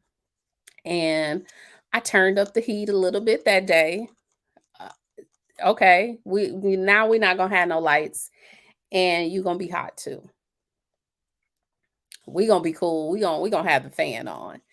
And we were just being loud. He needed to go to bed or something. I forget where he was. He had like a temp job somewhere, but we were being loud, so he couldn't get no sleep. And he called somebody on the phone that he had obviously called the first night and said, she's crazy, she's crazy. Now I get to be the crazy person after all the shit you did. I'm crazy. He tells the person she's crazy. That thing that I talked to you about. Then I need my might need to expedite it and bump it up a couple days. Okay.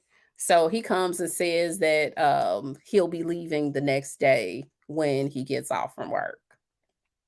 That's fine. He makes his exit the next day. He does. He comes, he gets, garbage bags and gets his whatever little pieces of clothing he had. But he didn't, he's on the way out, he said, the whole demeaning part that the narcissists do. You ain't ish, you ain't never did nothing for me, all this other stuff. And I'm like, okay. Now I told y'all he had on the FUBU shirt, right? So during the good times, I never took him out like in my circles, but if we were gonna go to dinner or to the grocery store, anywhere, like he didn't really have anything that he could wear. So I would buy, different things so that he could be presentable when he went out in public. I repossessed it all. Okay, I ain't shit. I ain't never did nothing for you. Guess what? You gonna leave here with whatever you purchased and whatever you came with. Repossessed it all. So then he called the police on me again. She took all my stuff. No, I didn't. Here, sir. Here's all of his things. I took a picture of it before he got it. So he got his stuff. He left, and I had to file for divorce. And this is when petty mode kicked in because y'all, I filed for divorce on his birthday. Yep, I sure enough did. Cause guess what? The only damn gift that was gonna be given was the one that I was giving to myself. I gave myself the gift of freedom, or at least starting the process to get my freedom. Um, and I did. I filed for divorce, and after I filed for divorce, he he ran from the sheriffs like for I don't know how long. Like they only have so many attempts that they'll make at serving, and then you have to start the process over. And the sheriffs, I guess, felt sorry for me, or I don't know, God was sending them to be angels in my life. They actually worked with me, like took my cell phone number. I gave them like the license plate for my car and like, okay, don't use my last attempt so I don't have to redo this thing. You know, when you guys are ready to come serve, you can call me and I can tell you, where he's at. Cause we were trying to, coordinate like if he would be at my house or something like that so that they could serve him. We finally got him served and started the process. And then, well, I had started the process of the divorce. It was dragging out. And, shit, I'm ready to move on because, women, we leave relationships mentally and emotionally before we leave them physically. So physically, I'm still, or in the physical sense, like on paper, I'm still obligated to this dude because on paper, I'm still his wife. But because we had no assets together, we only had these two children, and I'm thinking that it won't take long for us to get divorced because we got nothing. All we got to do is work out a parenting agreement. I'm not trying to keep his kids from him or anything. This should be quick, over and done. Well, he didn't want it to end, so he dragged it out. And about 6 months after the divorce had been filed, then I started dating. Well, not officially dating, but hanging out with somebody that I grew up with who actually, had a crush on me all those years. We were what I thought were just friends. We were hanging out, eventually started dating before my divorce was finalized. I don't care. Go judge your mammy, because yeah, I did it. That's between me and God. We started dating, and he actually ended up being my refuge during the divorce process. Like, when all of the shenanigans were happening, he was kind of my breath of fresh air, my safe place, my sounding board, all of that. Um, and eventually he became my fiance.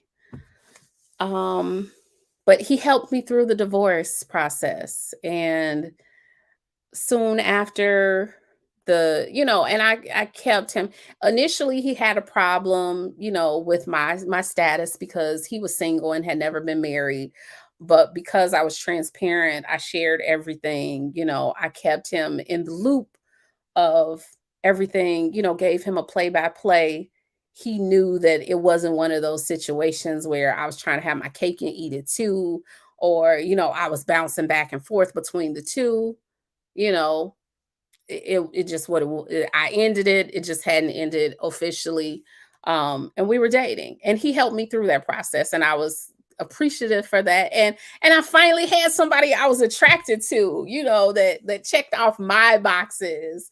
um it was a good thing. It was a good thing. But it wasn't a good thing for the narcissist, because we started dating like 6 months after my divorce had been finalized, but we didn't go public with us being a couple until about 6 months after we started dating. And by then it was kind of like, I can't put my life on hold because this thing is dragging out. Now, looking back on it, do I think that I should have handled things differently? Yeah, I do. Do I think that played a part in, why the situation didn't work out, because of his untimely passing? I don't know. Nobody knows that part of it. Um, but I can say it was good. It was good for me. We were good for each other. I enjoyed that time. The narcissist, though, once we went public, he was doing the cyber stalking thing. So, I don't know if he was monitoring me through other people's accounts, fake account, whatever. He was he was camped out outside of friend's house, I guess attempting to catch me with the guy or whatever. I don't know. Um, but my friend's kids were getting off of their school bus, and they would see this guy. Now, they didn't know that it was him. They just saw this weird guy, like watching them or following them or driving past their house. And they told their mom. So the mom is thinking, well, I got to protect my kids. Like, because how friends, sometimes our lives are parallel. And, she had some stuff going on with, her ex, who was her kid's father. So she didn't know who this person was.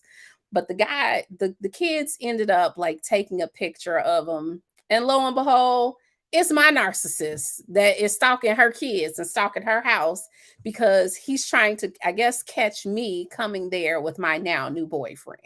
For what? I don't know, because he didn't want that smoke. Um, and no, he wasn't a Pookie either. Um, but he's stalking my friend's house. He's stalking my house. He's stalking social media. And uh my fiance, who was my boyfriend at the time, had posted an ussy on social media.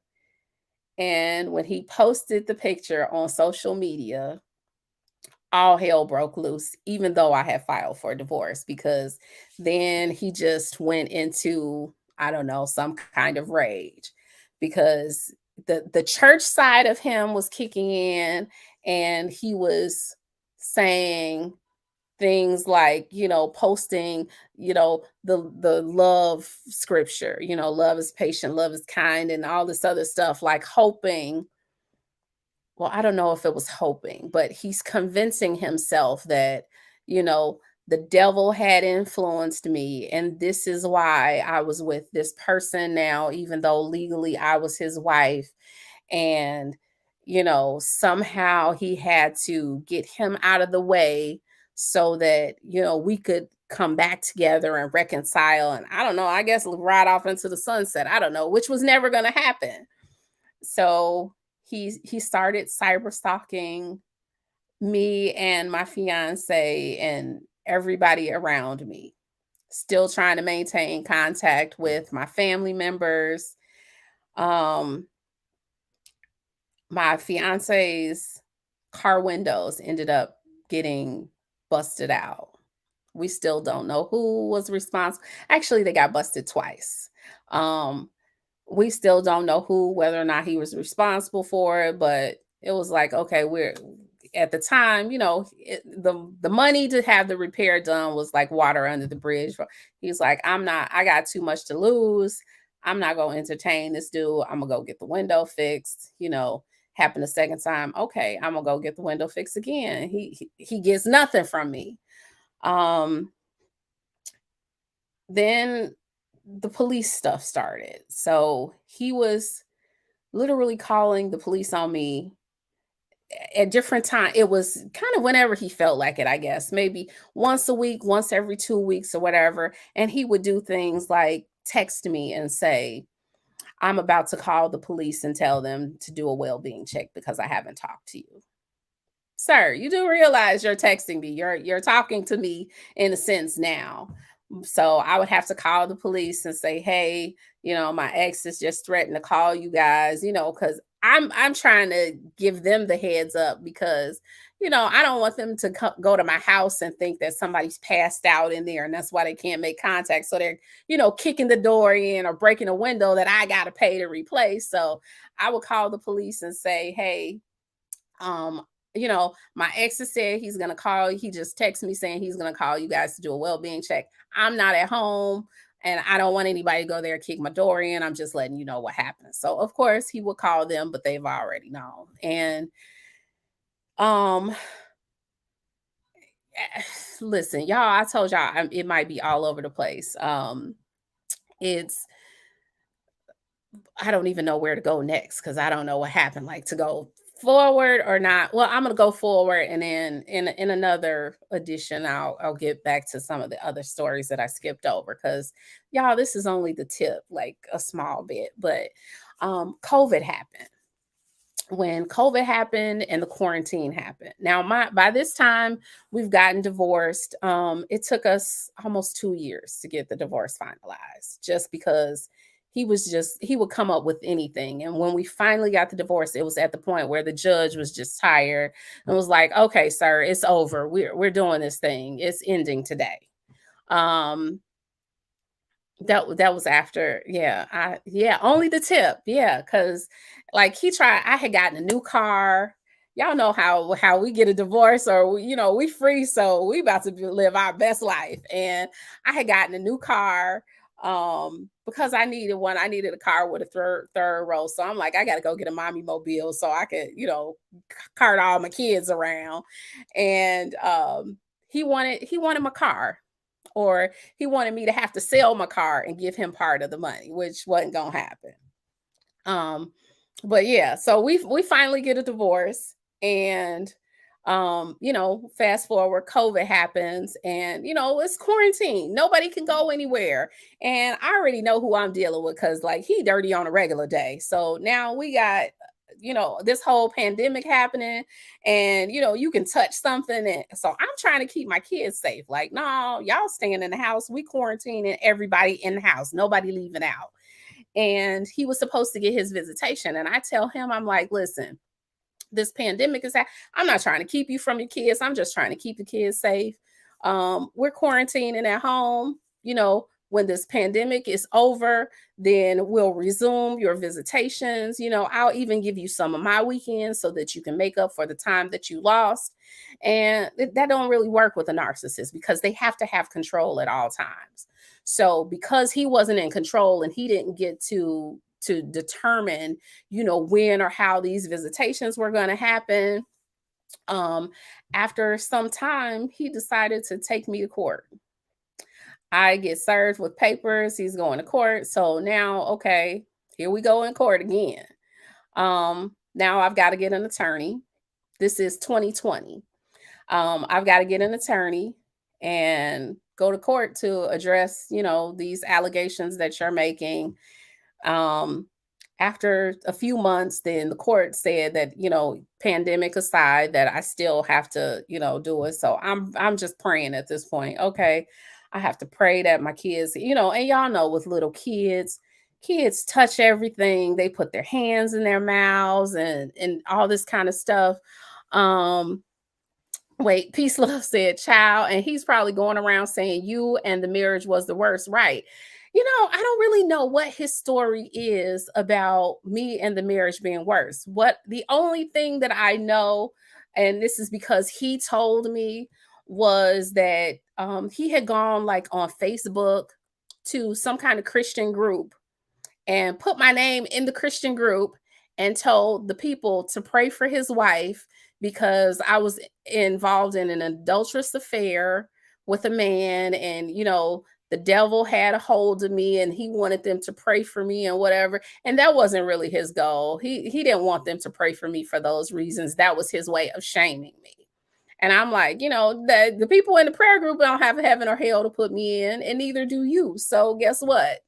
Peace out to all of y'all. That I ain't say peace. I said some more colorful stuff, but um I know that he did that. And I heard, different things through different people where, he had said he had made allegations that the boyfriend I had, like he and I were involved the entire time we were married or whatever, which wasn't the case. Like we didn't start dating until actually after I had filed for divorce, 6 months to be exact, after I had filed for divorce. But I don't care what people think. It was what it was.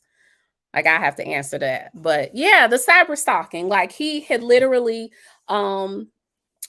gone on the boyfriend's page and found like some previous years he had like a side gig where he was doing DJ stuff like on the side on weekends or some nights or whatever. And when it came time for us to separate, now we got these two kids together. He tells me, because he's trying to punish me, he says, well, I hope his little DJ money is enough. Now he doesn't know that he's got like a real job and he's making six figures. He's thinking that he's just a DJ. But he didn't want to pay me child support for his kids. So that was what it was.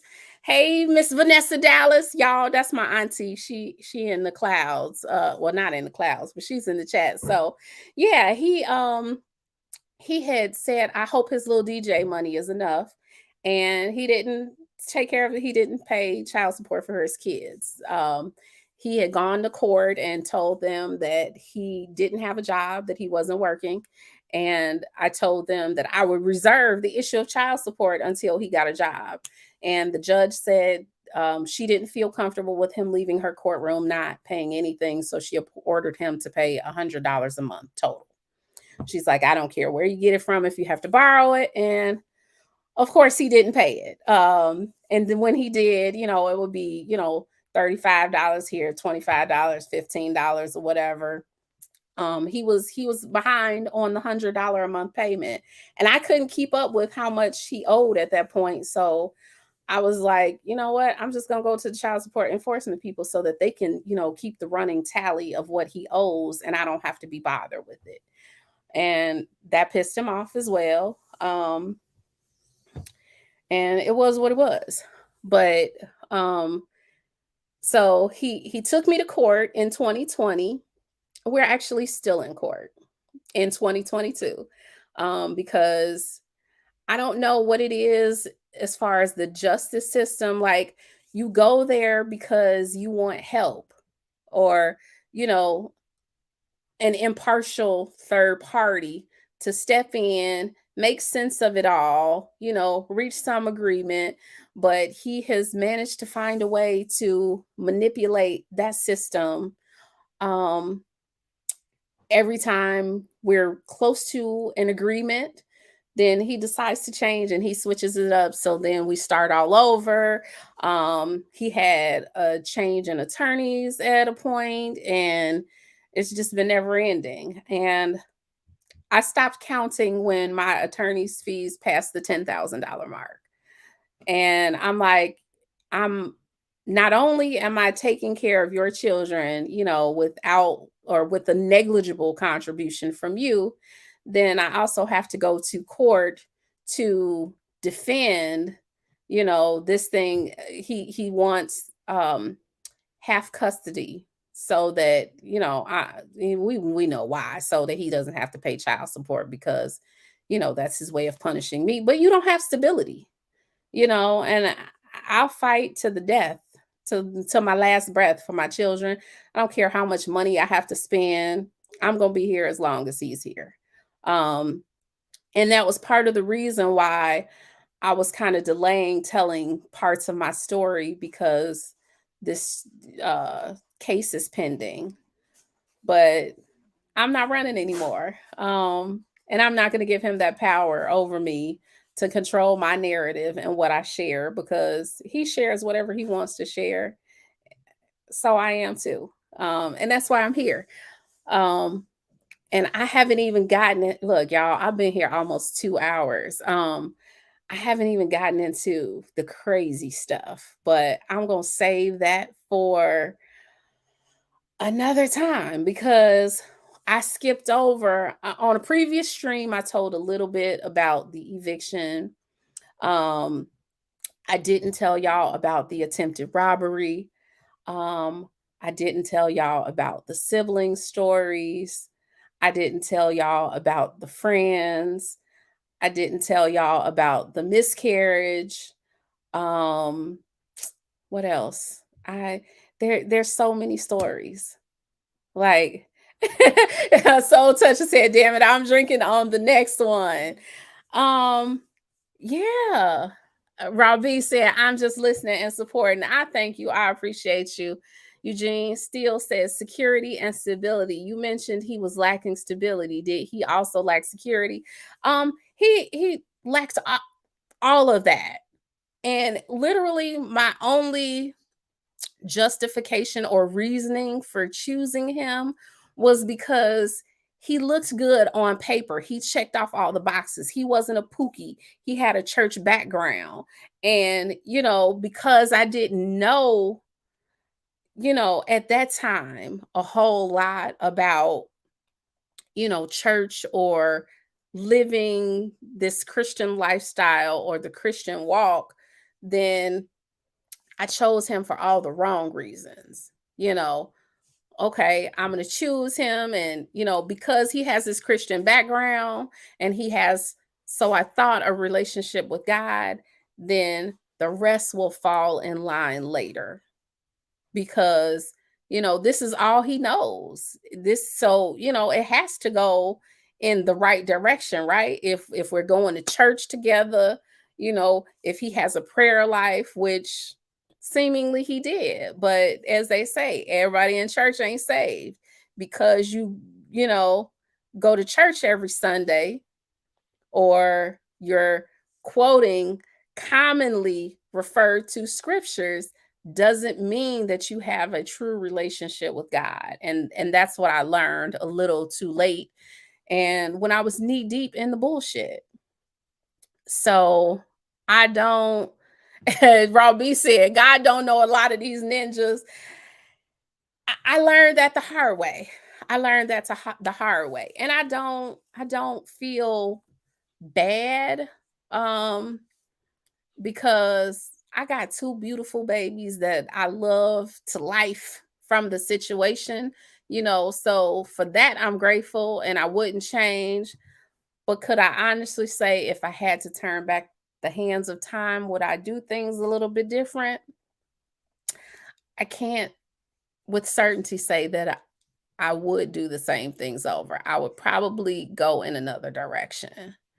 Um, and that hurts my heart a little bit to say, because if it didn't go through that, then I wouldn't have the kids. So if I took different steps, then, it would have been different had I had the children. So I seem to comfort myself by saying, hey, they were meant to be here, and God had to use a fool in order to get them to me. Hopefully in the end it'll be all worthwhile, but right now, I don't know, y'all. I don't know. Like I when they say count up the cost, yeah, God don't like ugly. And some things, that I've heard in the streets, um, I do the scene from Color Purple where she had them two fingers and say, "Till you do right by me, ain't nothing gonna go right for you or have it go." I in that sense, I let God handle them because there's been plenty of times where I wanted to get in my flesh, you know. I, Everybody around me ain't saved and ain't got no relationship with God or no prayer life or no church life. And I wanted to turn the dogs loose. And I'm like, for what? I mean, he ain't really worth all of that energy. But I am going to share my story and more parts of it because y'all, it's so much more to it. Um, but yeah, I want to be able to do some clips and some other stuff.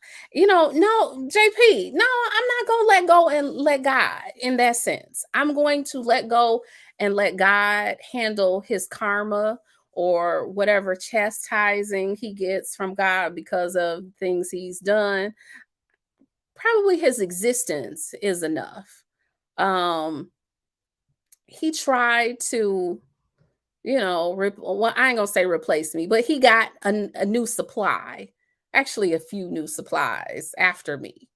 Um, because he did, that's another layer of the story. He got with some other people and he was probably saying some things to them about me or about who I was. And, they called me, he gave them my phone number, they were calling and good gracious. Hey, yeah, lots of church pookies out here creating havoc in women's lives. He would be a church pookie. And, I I made the decision for all the wrong reasons because I was judged. Well, I'm not gonna say judging, but for I don't know another way to describe it. I was judging the pookies and kind of felt like the people with the church background were to some degree better than the pookies, morally, the way they carried themselves, reputation wise. But that's not true. That's not true. Some of the pookies that I know um, have better character and better reputations than some of the church folks I know. Um, hey, beautifully animated speaks. Um, and that's once the stuff starts opening up like kind of like a flower, you start seeing so many things because with the parents I learned so much. Like, everybody in church ain't saved, including the parents. The same things that they were judging people from when I would be sitting around, listening to their stories, the same things they were judging people on were some of the same things they were doing. People they turned up their nose at. It was just wild. Wild. Um, my auntie said, God is your avenger. Vengeance is mine, says the Lord. I know this to be true personally. You're on point, niece. You know, I've let God handle him as far as, I ain't, trying to slash no tires or bust no car windows out or beat him up or none of that or let the dogs loose, to do anything like that. But he does try me because it continues. Like, literally, if I had a camera so that people could see what goes on, there's something that happens at least once a week, every week. Whether, my kids are required to do phone calls and a video call, it's always something.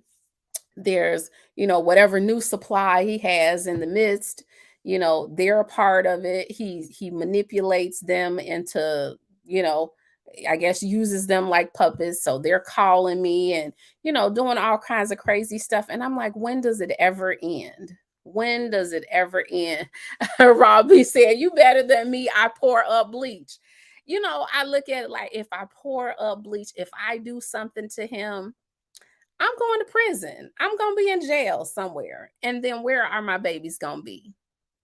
They're going to be in his hands and he wins. Not on my watch. Not on my watch. So if I had to eat crow, if I got to take a L or whatever to protect my kids, then that's what I do. And it's not always easy. It's not at all because my flesh wants to do a whole lot. But the way, I won already. I won the day I got my freedom, the day I left, the day my divorce was finalized. Those were all wins because I got to take my life back. And that's what I've been doing. And, the minute he left, outside of the confusion that him and his little imps cause, then my life is peaceful. I'm happy. I left that situation and I was in a loving relationship and I was having the best time of my life. He suddenly passed. Heck, that's even another story. After he found out that my fiance had passed, he tried to torment me with that. My mom passed after that. He tried to torment me with that. Um, he and his family weren't welcome at my mom's funeral. Somebody showed up anyway, y'all, and signed the book to let me know that they were there and left a card. Like, no end in sight. But I'm going to get the last laugh someday. I don't know. Robbie said, that's why I stay on chill, Blue, because I have no chill and give 0 Fs. These dudes be wildin'. Crimes of passion. I'm just saying. They are. But I've learned so much during this experience. Like, it has worked my patience. I've worked on my patience. I've worked on my tongue. Because what comes up comes out, and I'm calm until I'm not. Like, I don't believe in astrology, but some things ring true. I'm a Taurus. We stubborn. And that is true about us. We are that. We don't bother anybody, earth sign. We pretty chill. We ain't gonna bother you until you bother us. And then when you do, then those horns come out. And I used to be like that. Petty, queen, petty. This situation though has brought about a new me. Like, I'm not as petty as I used to be. Now, yeah, it's still, that person ain't dead. She's sleeping. And some days she wake up, I don't win every day. I try to be a better person today than I was yesterday. And some days I get it wrong. Some days I fail. And I have to go to God and ask for forgiveness. But I can't give him that much power. And that's how I keep going or talk myself into continuing the fight or sticking around to fight another day. Like, okay, if you give in to his shenanigans, then he wins because he's got control over you. He's got the power, and I'm doing exactly what he wants to do. And it has been harder this past year because when my fiance was living, he was the person who used to talk me off the ledge. In those moments where I was irate and I was in a rage and ready to do something, he would be like, don't do it, because he got you again. He's like, he knows how to reel you in.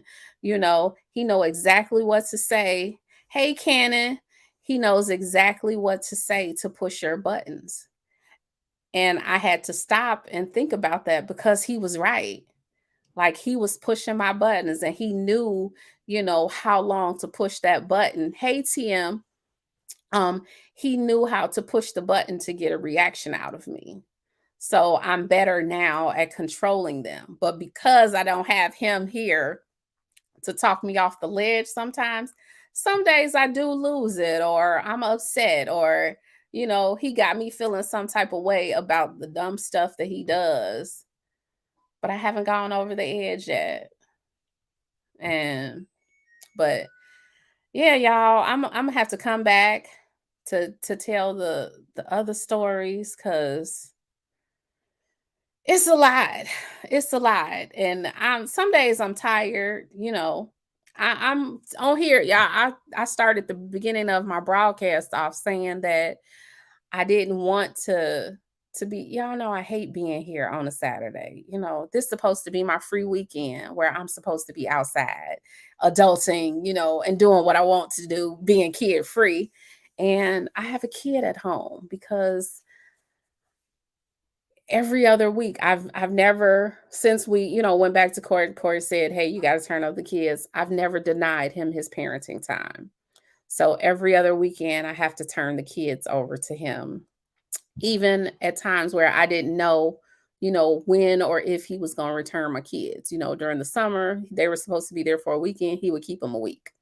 um I didn't know, but I'm still trying to like stay on the right side of the law, stay on the right side of the court, and do what I'm supposed to do because I can only control myself.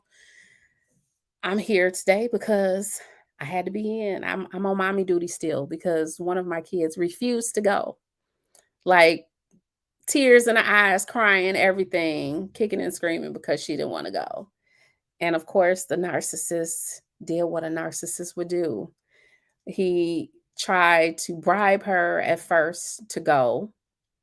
When the bribery didn't go, he tried trickery and told her, "Well, come give me a hug." And when she came to give him a hug, he grabbed her by the arm and was like ready to ready to drag her down my driveway to go. Until Mama Bear kicked in and was like, "No, I'm not gonna let nobody drag my kid away crying. If I got to answer to the court, then so be it. She's always welcome at home. Ain't nothing I got going on that fancy, that good, that exciting that I'm going to just allow that, because I want to have a free weekend." So she got to stay home. I got to calm down and mommy doing what mommy do. Another weekend. So I was like, I'm stuck in the house anyway, so I might as well jump on YouTube and start telling my story. And if I'm gonna have hell to pay after this, then I'm gonna pay, but I'm gonna be here to fight today, tomorrow, the next day.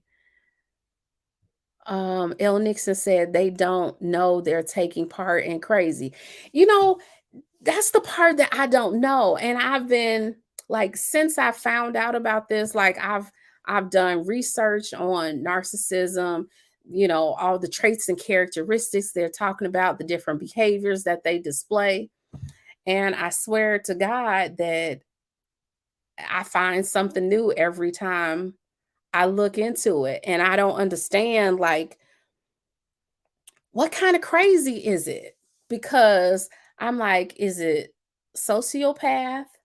Um, what's the other term? There's the dark three, the dark triad. It's narcissism, psychopathy, and Machiavellianism. And I'm just like, where do we go with it? Because when I'm looking at them all, like he's all over the place. But he's escaped clinicians. You find out stuff all over today. The kicking down the door incident of mine, I had an order of protection and the court ordered him to anger management. Well, I found out later on that his first wife, when she had an order of protection too, he was ordered to anger management in her case as well. So you've had twice had court ordered anger management, but you are still displaying these behaviors and you're escaping. Yes, Robbie, they are very crafty. They're very cunning. They're very charming. And when people, that's how they get away with it though. When even with him, when people first meet him, just as, when I was getting to know him as well, you don't see it. And it's amazing how they hide, the true character of who they are, because in public he has one image, but then behind closed doors he's a totally different person. Um and you never know. Cannon Hill said, "Them courts don't care. Trust me." I'm learning that, but the courts is a whole other show, because we know that Black women are victims of domestic crimes all the time. It's one of the least reported. But then, even when you try to go and seek help, then people don't listen. They don't listen until something happens or until they become a statistic. And that's part of the reason why I was like, you know what? I'm going to start sharing some of my stuff. Because if I can help one person, not become a statistic or not end up in that crazy space or the hospital, the morgue, or whatever, then it's all worth it. With me putting, myself out there and put my head on the chopping block by telling my story, because I wished that somebody had shared that with me or shared an experience early on in my situation, because I may have been able to see, and maybe take a different route or go in a different direction so that I didn't end up here. But everything happens to us for a reason. And I'm here. I'm a stronger woman for it. And I'm still here fighting. He ain't going to win. And I'm not going to become a statistic. Let me see. Some of y'all contact. Robbie said, wait, JP, the aspiring matriarch, had I known, I would have told someone sooner, yet you never know who to trust. I wasn't even trying the courts because paper means nothing. It should, though. It should. If they don't want us out here being, vigilantes for other people, if they don't want us taking matters into our own hands, then damn it, provide some kind of help, some kind of assistance, provide relief for us. And they don't do that. Robbie said they turned it all back on you, and the flying monkeys around them act like it's you as well. They do. I actually had a friend, I told y'all we went to the same high school. And so we have a bunch of mutual friends, and y'all know how social media is. Everybody connects on social media. And part of our story played out very publicly on social media.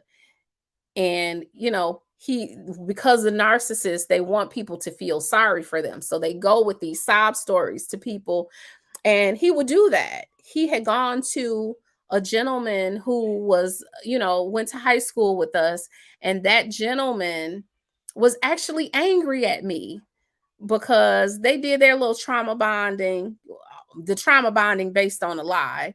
The person told him that, he told that person that I was keeping his kids away from him. Mind you, at this time, that's another story I didn't get to, where he was homeless and living in a hotel, and I was delivering my kids to the hotel where he was staying so that they could do their visitation. But he told the person that I wasn't letting him see his kids, and because that person had a situation with his baby mama not letting him see his kids, he felt sorry for him. So they did their little trauma bonding, and the person was actually mad at me until he betrayed him by trying to backdoor talk to his girlfriend while, behind his back, and like badmouth him to his girlfriend, and the girlfriend came and told it. So he like called him out. They had a whole social media feud, and the guy called me up on Christmas because it was going down on Christmas Day, and he called me to apologize because he felt bad.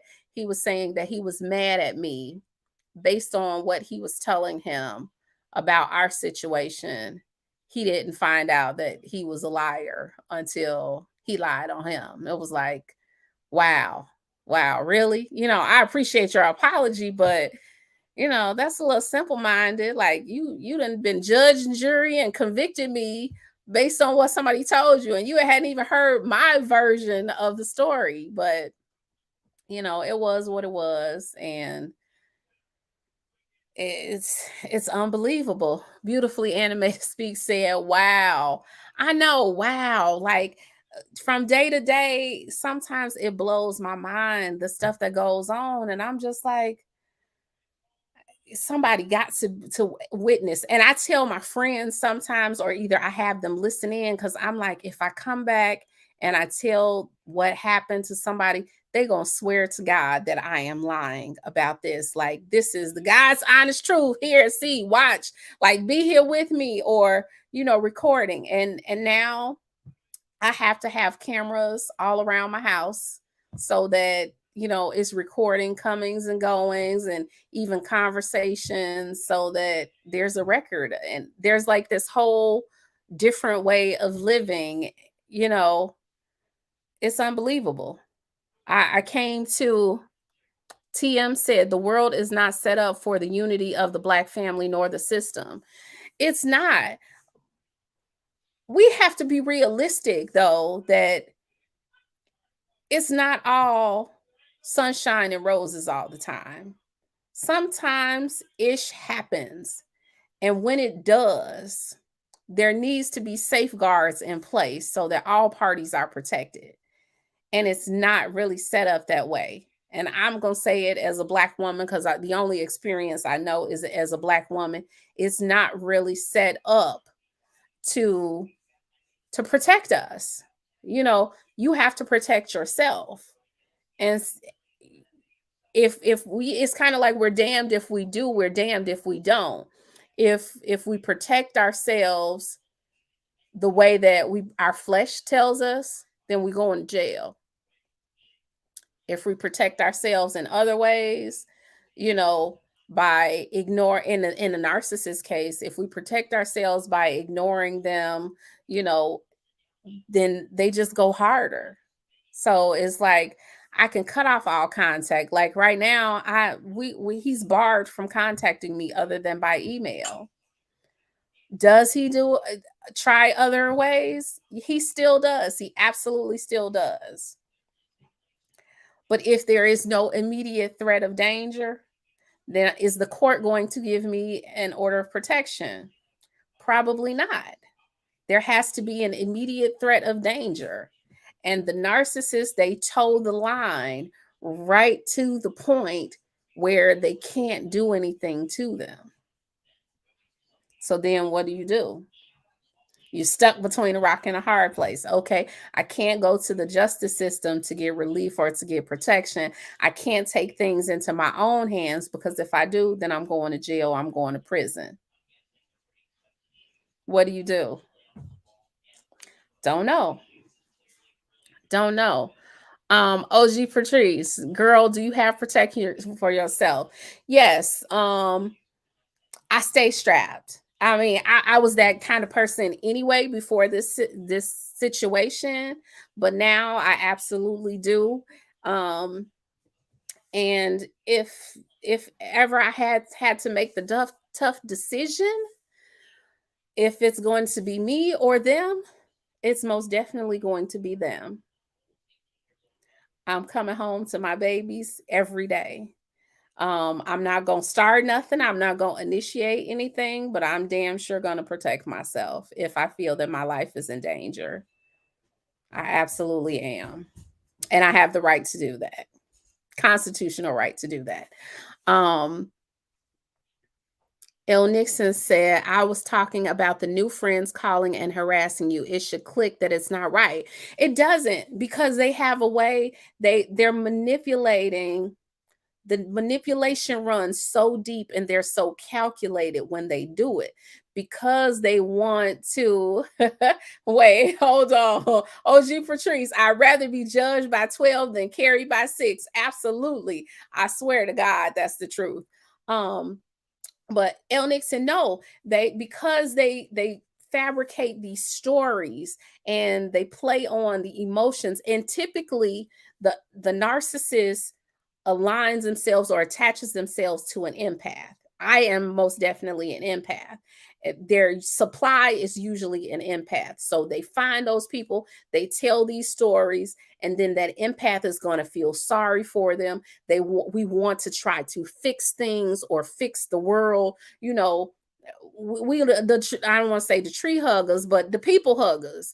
Um, we want, everybody to be happy, healthy, and whole, and we want to fix them. And if it's anything I can do to help you. So when he goes with these stories to these people, they feel sorry for him. Hey, Miss Creative, they feel sorry for him, so they want to help him. So when he tells them that he's got this problem with, my baby mama, he got the baby mama drama, and he's telling them, and because he's so charming, because they haven't seen the real him yet, he puts on the charm, and he's giving them the sob story, and they want to help him. So then now they're falling for it. So okay, well, let me call her up and say this or that to her or whatever. It's crazy. Like, literally, he was my son's birthday was in July, and he had kept my son and didn't want to bring him home because he came to drop him off, and I hadn't gotten home yet. And I sent an email saying that I would be there in 15 to 20 minutes. And I'm literally watching him on the camera in my driveway. He read the email and then drove off. After he read the email and drove off, he sends me an email back and says, well, we left. You can pick them up at my house tonight or tomorrow morning. And I said, well, no, I can't do that. To keep down the trouble, okay, I'm gonna break down. Let me go and get the kids. I'm He has to provide my kids a cell phone to contact them because he can't contact me. So I get the kid's cell phone, I call his cell phone. He picks up the phone and hangs up. Okay, well, here we go with the bullshit. So I call back again to the number, and he doesn't know. Just, because they don't make sure every I is dotted and every T is crossed. When he picks up the phone, a message comes across the bottom of the phone. It says call on hold. The next thing I know, it says conference call started. A female voice gets on and says, hello. Now, at this point, I'm heated. I ain't got time for y'all BS. So I'm not about to, be pleasant and, hey, how you doing? And, I'm like, where my kids at? We're not about to play this game, at night. I'm already heated at your man or whoever he is to you. And actually, he just stepped out the car. Trick. Now, y'all don't know that I just saw call on hold conference call started. If he just stepped out of the car, then why the heck did he have to conference you into a call? Why didn't you just answer his call instead of putting it on hold? But these are the games that they play. So I'm like, where are my kids at? Oh, well, he's actually en route to your house to drop them off. Why do we even have to go through all of this? You could have waited around for the 15 minutes till I came to pick up the kids, drop them off, go about your business. No harm, no foul. We done. But again, they keep this thing going, and every time Robbie said he dumb, he was supposed to contact her first and then call you. Why do that at all? Because now this lady who, I found out is somebody that he's now dating, but he gets her involved. Like, you are crazy, just as crazy as him. Hey, Von Bryan, because you don't even know what kind of situation he's dragging you into. Now he's gotten you all tangled up in your mess. You don't know how this thing is going to play out. Hell, you don't know if I'm crazy. You don't know if people around me are crazy and are going to come after you because you're connected to him. But whatever he's told her has convinced her, and she's a part of it now. Robbie said, I hate people that try to be sneaky and they fail. Yeah, they do. Peace, love. Yeah, she is a new supply. She's a new supply. The previous supply he had, my fiance and I are on vacation.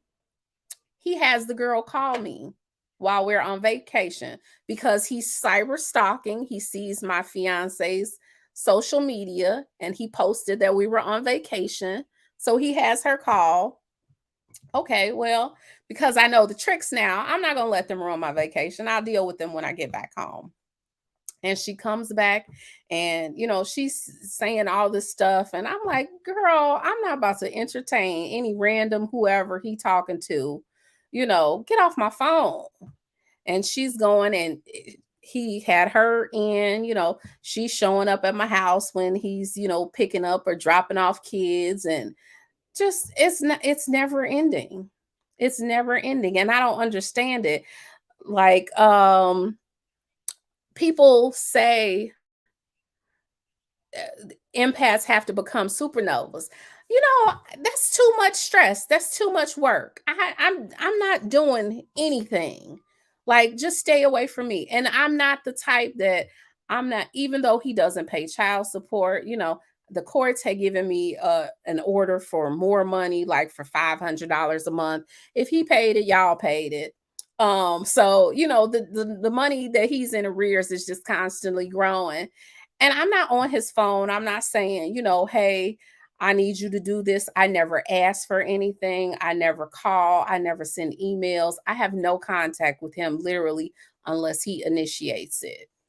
You know, I'm staying away because I know that the way to deal with a narcissist is through having no contact with them. So I don't have contact. He has no access to me at all. Literally, when he's picking up my kids, I don't even open the door. I crack my door. I allow enough room for my kids to get out the door, and I'm standing behind the door so that he can't see me. You're not going to even feed on my energy in that way. And he doesn't understand that. He calls it hiding behind the door. No, I'm not hiding behind the door. I'm protecting my energy and my space and my peace. And I do that at all costs. All you need to do is pick up your kids and go about your business. Peace Love said, "Oh, it's easier than you think. I'm a supernova." Basically, just give you just give no F's and say two words when they speak to you. I'm not even on speaking terms. Like, literally, there's nothing he could ever say. And y'all, I'm so transparent. Like, with I'm grown as hell. There's nothing anybody can do. They don't have a heaven or hell to put me in. So whatever it is what it is. And I told him, hey Shoo Shoo, hey Bells G. I told him, like, when we were at the point where we were together, I'm like, in the real world, outside of this situation, you and I wouldn't be friends. When this is over, we're not going to be friends. And I meant that. I say what I mean. And I'm not just saying things, to be mean to somebody. That's genuinely, the truth of it all. Like, we're not going to be friends. There's nothing. And definitely after the things you did, like, once you show me who you are, I'm not going to believe that you're somebody else different. I'm going to expect you to be exactly who you shown me to be. When I saw how he was capable of crossing the line and going past the point of no return and saying things that he shouldn't have said, I would be a fool to give you an opportunity to do those things again. That wasn't because you were upset or you were just having a moment. That's who you are. You can't be in my space and be that person. I can't control who you are, but I don't have to participate. So I don't participate. And that's just what it is. And it's like, I don't have any hard feelings towards him. Like, I've forgiven for the things that he did because that's for me, not for you. But you won't ever be in my space again. Miss Creator said, nothing worse than having children with a whole nut basket. It is nothing worse because you know that your children are missing out. Like, I never in a million years would have figured that my life would go like this or I would be involved in this kind of situation. But, obviously God had a plan for me. So here I am. And it is what it is. Okay, I missed somebody's comment that I was gonna read up there. Um, Peace Love said, if he chooses to play around with your time and with the kids, let him keep the kids and turn your phone off. You master it after some time. You know, that's a tough one, Peace Love, because he's really not fit to be a parent. And I kick myself for that too, because goddamn it, I chose him. Not, for whatever reasons I did, but I chose him. He's not really fit, and where I'm so on edge. Like, yeah, I'm outside and I'm living my best life when I get my free time, my me time, and I'm doing me. Um, but in my head, I'm still worried about my babies because I'm praying that they make it home safe, that nothing happened to them, nobody does anything to them, because you know that would be hurtful to me. But because I'm bound, by complying with this order of the court, then I have to send them. So I have to send them, and I have to pray that they come back in one piece, or that some kind of damage hasn't happened. And I won't turn my phone off for that reason, because if something does happen and I got my phone turned off and then they can't reach me, how that's gonna work out. So nope, got to keep the phone on. He can contact me, and I also think about that, like, if it was an emergency, he'd have to send an email, but somebody else from a hospital or emergency medical personnel somewhere could contact me, and my children know my phone number, so thank goodness they're not babies and they can do this. um Raw B said, my mother always says this: if you're gonna worry, don't pray. If you pray, why worry? Easier said than done, Raw B. Um, I try to have faith or keep the faith, but I'm still human and I still am in my flesh sometimes. So I sometimes do pray and still worry. I do. I ain't perfect, y'all know. Peace Love said, give it to God in prayer. I've got stories. They stop playing games after a short time. Girl, listen, I've been here forever, but y'all know, hold on, where am I at? Look, I'm on the couch today telling my story, but if y'all got some tips, yeah, y'all come on in and help your girl out, because I don't know. Like, I am literally um flying by the seat of my pants. Some days I don't know what to do, because hell, even at damn near 50, I don't have life figured out. I'm just trying to figure this thing out and navigate just like everybody else. I don't have the answers. I don't know everything. I don't know. But I don't know when it ends. I'm like, I thought it should be over by now. We have been divorced since 2017. Hey, Robbie, we've been divorced since Hey. 2017. And I'm like, even with the whole narcissism thing, like, he ain't tired by now. Like, I would be tired. Like, who's giving that much energy to somebody? Especially if you have a new supply. Like, that person should be your focus. I shouldn't even be. If I don't want to be bothered with you, or if somebody doesn't want to be bothered with you, then I'm just gonna get away from them. I'm gonna go on by my business. You ain't got to tell me twice that you don't want me, or that you don't want me around. No, ma'am, because at the end of the day, you are the one that got away. So now and forevermore, he got to make your life a living hell because you're not there taking care of him no more. He's not gonna make my life live in hell, though. That's the thing. Like, when I say that I won when I got my freedom, like, my show where my friend Jessica was on, like, Mm-hmm. I didn't realize how stressed out and how beat down I was looking, like, during this time, that time period that I was just telling y'all about tonight. When I look Mm-hmm. back at the photos, I'm like, oh my God, you can see it.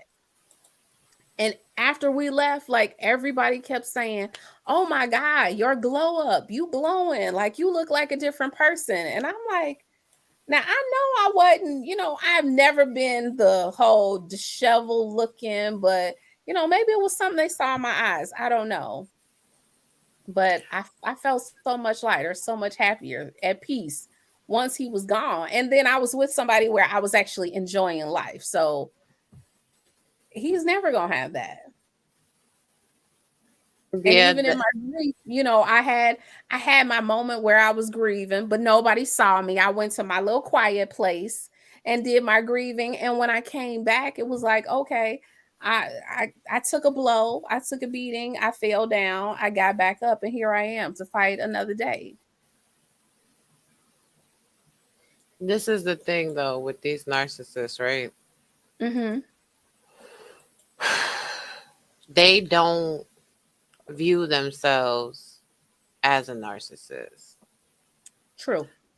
They think that everything that they're doing is right and exact, and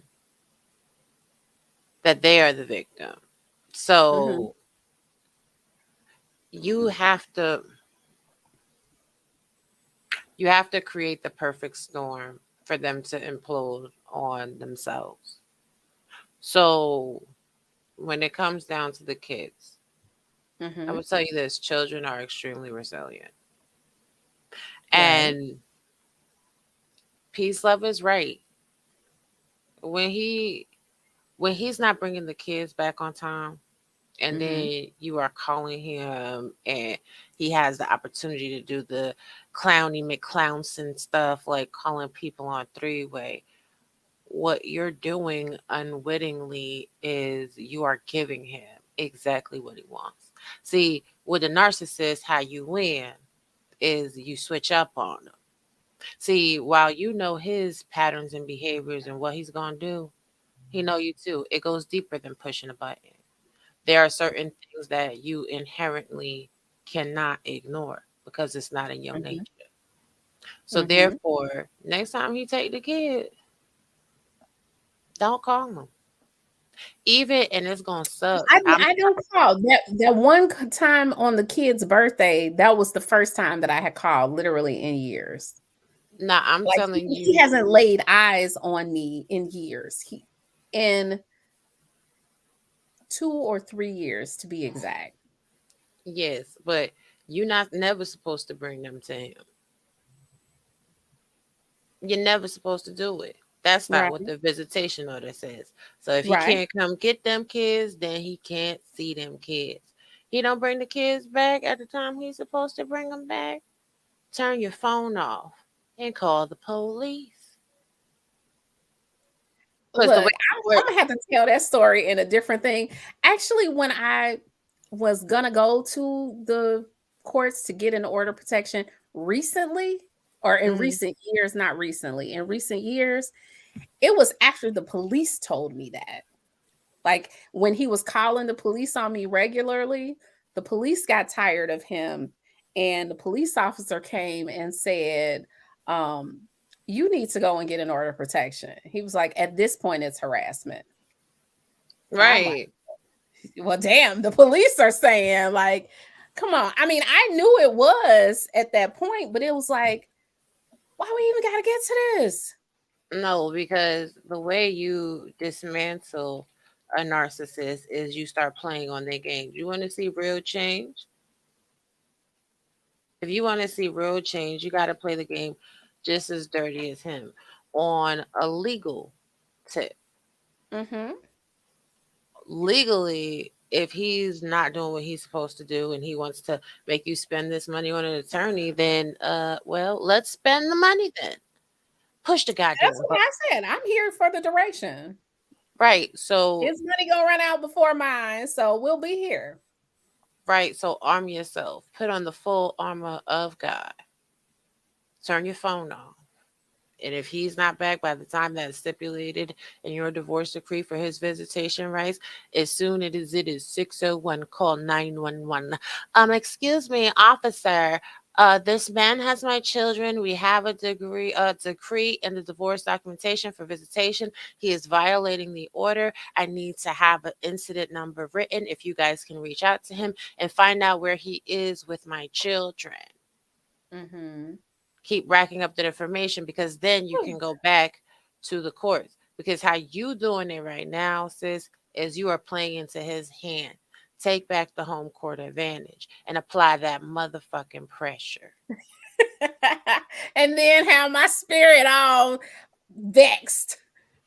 You don't be vexed, because while you have your phone off, you go in your closet, you turn your mantle down, you pray and you talk with God, and then you let Yeah. this play out how it needs to. Because the true gag is, as you keep racking up these incident numbers and you show a pattern of uh unstable behavior, Mm-hmm.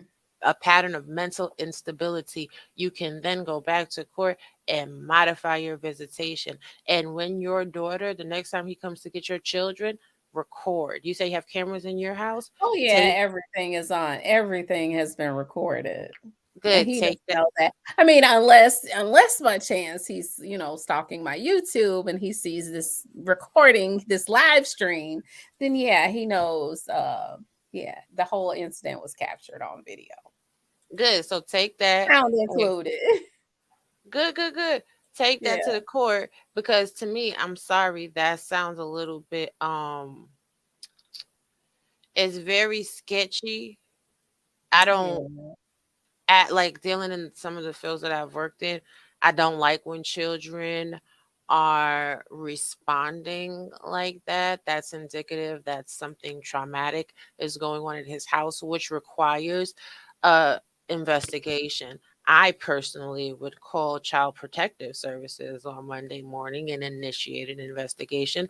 I would show the footage. I would ask for a psychological evaluation on my children, and I would request that supervised visitation is in play, because your children are now responding like this when they have to go and see him. See, Yeah. this is the part. See, this the part with me. People no longer have the capacity to play with me a certain way. You don't. I Mm-hmm. mean, I'm slightly joking about pouring up the bleach, but slightly not. Like, documentation is key. Whatever it is you're gonna do, you need to have Mm-hmm. enough information on file and on the books. But I'm dead ass serious. Monday morning, you need to be calling a little bit of everybody. Call Jesus if you need to. Get everybody involved in the situation, because no children act like that in regards to their parents unless something major is happening. Yeah. Yeah. I mean, literally, every time it was time for his visitation, I would be trying to coax my baby girl to go. But you never know what's happening because she was a baby when he was out of the picture. So my fiance is who was in the home as dad. That's who she was bonding with as dad. So I think to some degree she doesn't have that same emotional connection to him, or she didn't have an opportunity to do the bonding that my son did, even though he was small also. Mm-hmm. um I saw your message in the back chat. I'm gonna respond to that. But um because there's a story there too. Because she Just Jay said you definitely helping someone, Genesis. I hope so. um every time it was time for her to go, because I felt like she didn't have this bonding with him from birth, until now, I kind of figured that's what it was. um and she's a particular uh character, I'll say. She's a strong-willed child. She's a lot like me when I was a kid. You can't really force her to do a lot. And she speaks her mind. Even, she's only 7, but she didn't want to go anytime. And, during calls, She doesn't really want, they're like typical kids. They don't want to spend too much time on the phone because they're doing kid stuff. And during phone calls, she wouldn't want to be on the phone calls with him. Or, she would kind of be in the background, not say much. She might say hi, she might say bye, but she didn't have much conversation. And he would say, "Oh, she's not getting on the phone. Oh, well, I'm gonna remember that." Or, he kind of be threatening her. Well, I'm gonna buy, my son, he's gonna buy my son something and he's not gonna buy her something. And it's like, well, all these threats and you telling her, well, I'm gonna remember that, then maybe that's why she's not going with you. So because, I don't want to get in trouble with the court, so I can't really say, well, you Mm-hmm. don't have to go. I have to make her available, if she's willing to go. And sometimes I would coax her into going with him, but not the previous. She didn't go this time. I think the last time she went, the time before she went, but the visit before that, she didn't want to go. And she didn't go. And I just, I let her stay. But it seems to be happening more frequently now. And I don't know if it's because, she was allowed to stay home before. Like, okay, well, I'm going to continue this since it worked. But yesterday she was adamant about not going and she was crying. And, he's telling her, well, who's planting seeds in your head? And, that was about the time that I piped up, like, listen, stop asking her that because nobody has to do that. You know, Nobody's got to Mm. plant seeds, and I'm not that type of parent where you literally, I'm talking about him on the stream now, but he's not even mentioned in my house because there's so much other stuff. Like, you're not the topic of discussion. We don't discuss you. So I don't have to do that because, I'm doing other things. But he said, he's asking her who's planting seeds and he's asking her why she didn't want to go.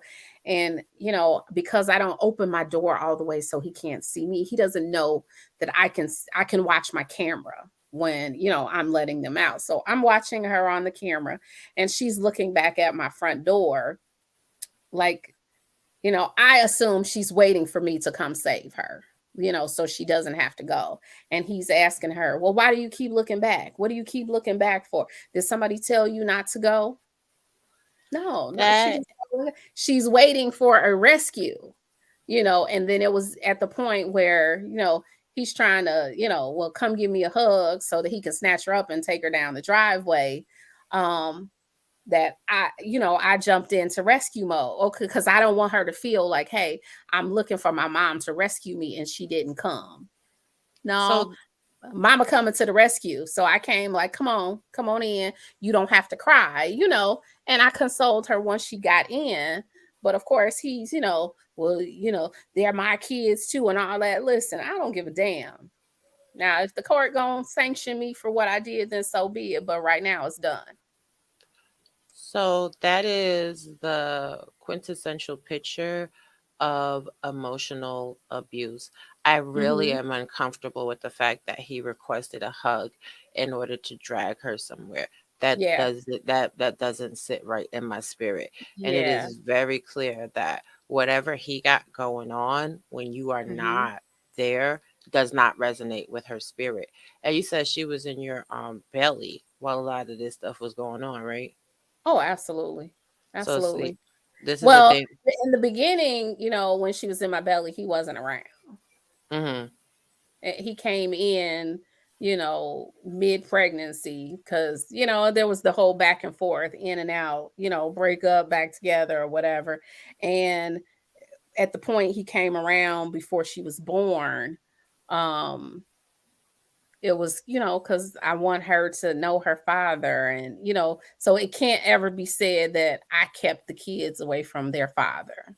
Now, The however it plays out after that, your relationship, it's on you. right, but the point that I was making is what a lot of people don't understand about the babies is the reason that babies bond so closely to their mother is because they feel everything their mother feels. They hear Mhm. everything their mother hears. You know what I'm saying? They get used to stress patterns in your voice.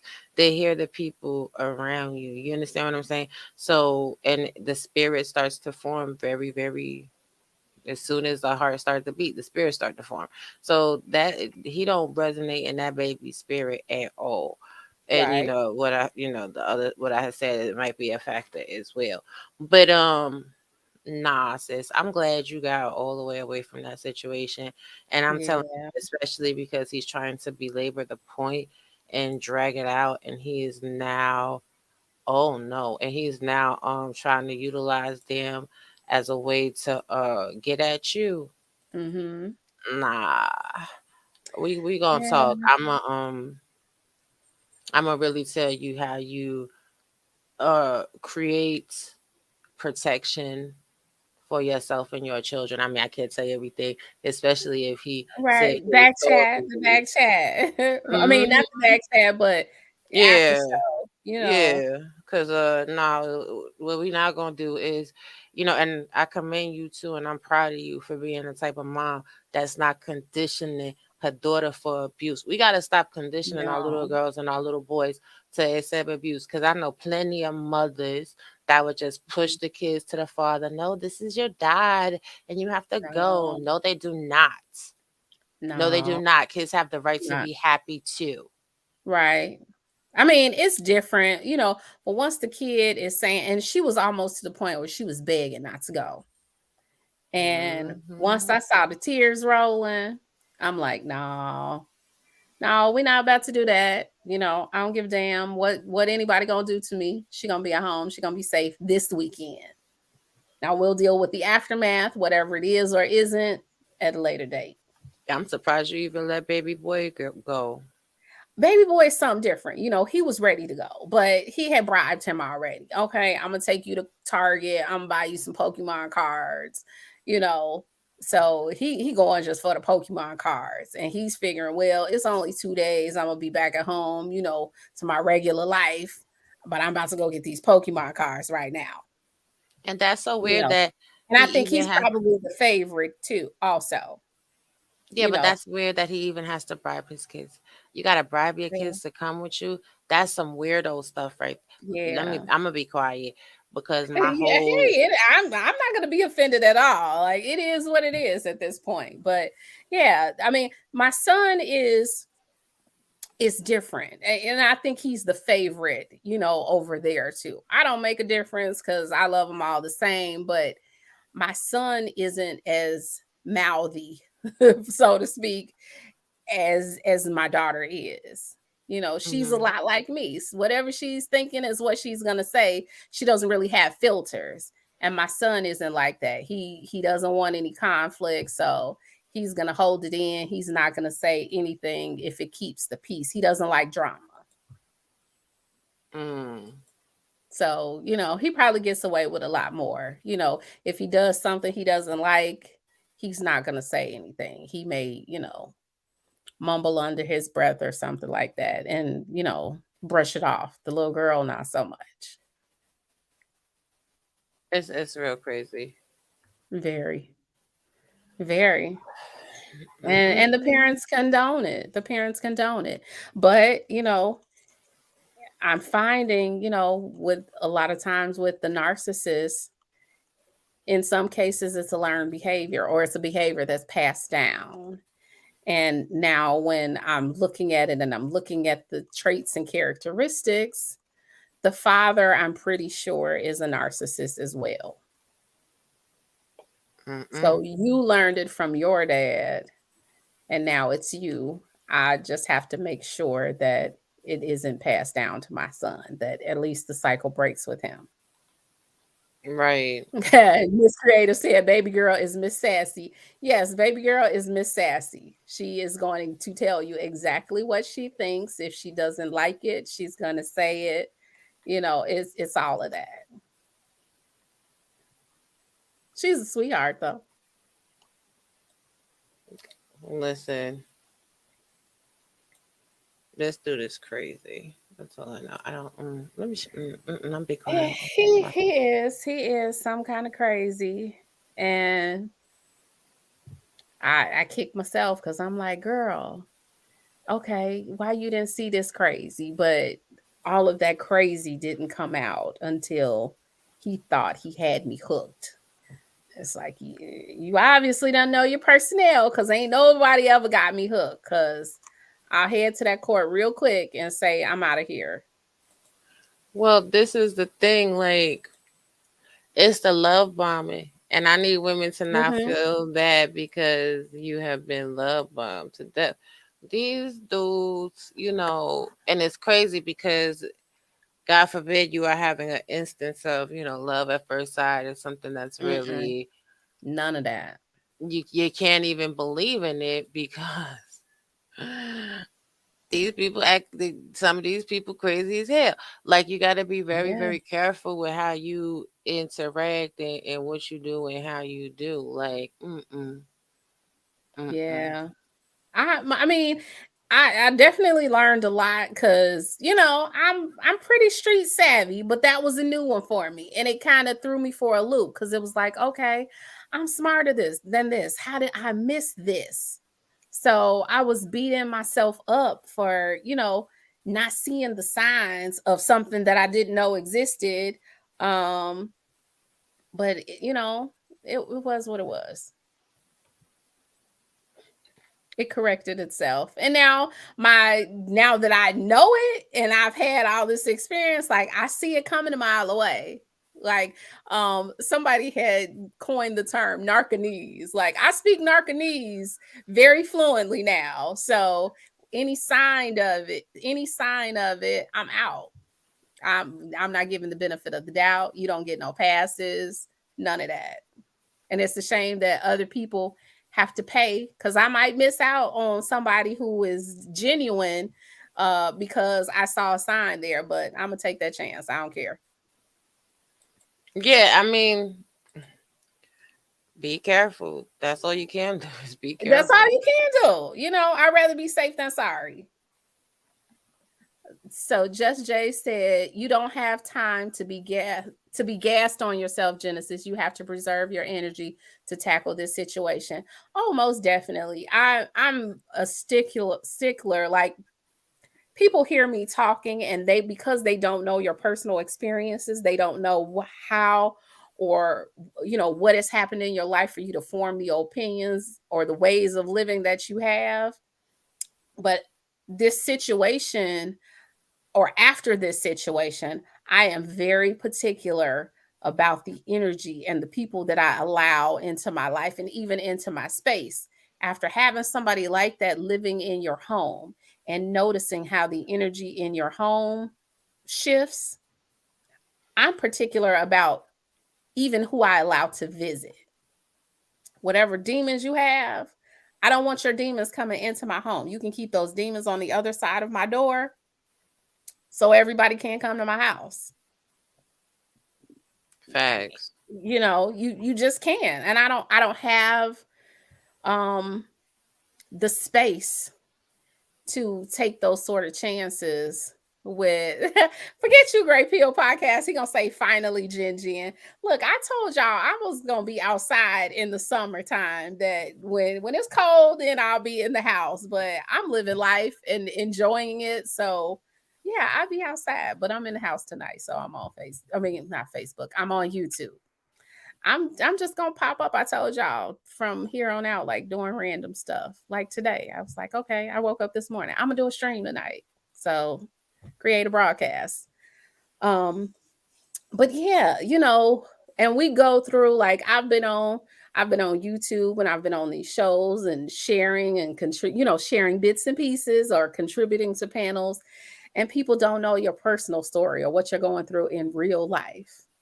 You know, they see me smiling and don't know that I have a whole, situation that I'm dealing with when the camera goes off.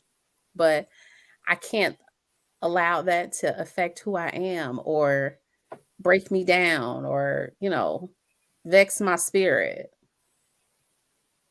We make it look easy, right? Hmm. We make it look easy. And Grayfield said, "Oh, so cuffing season."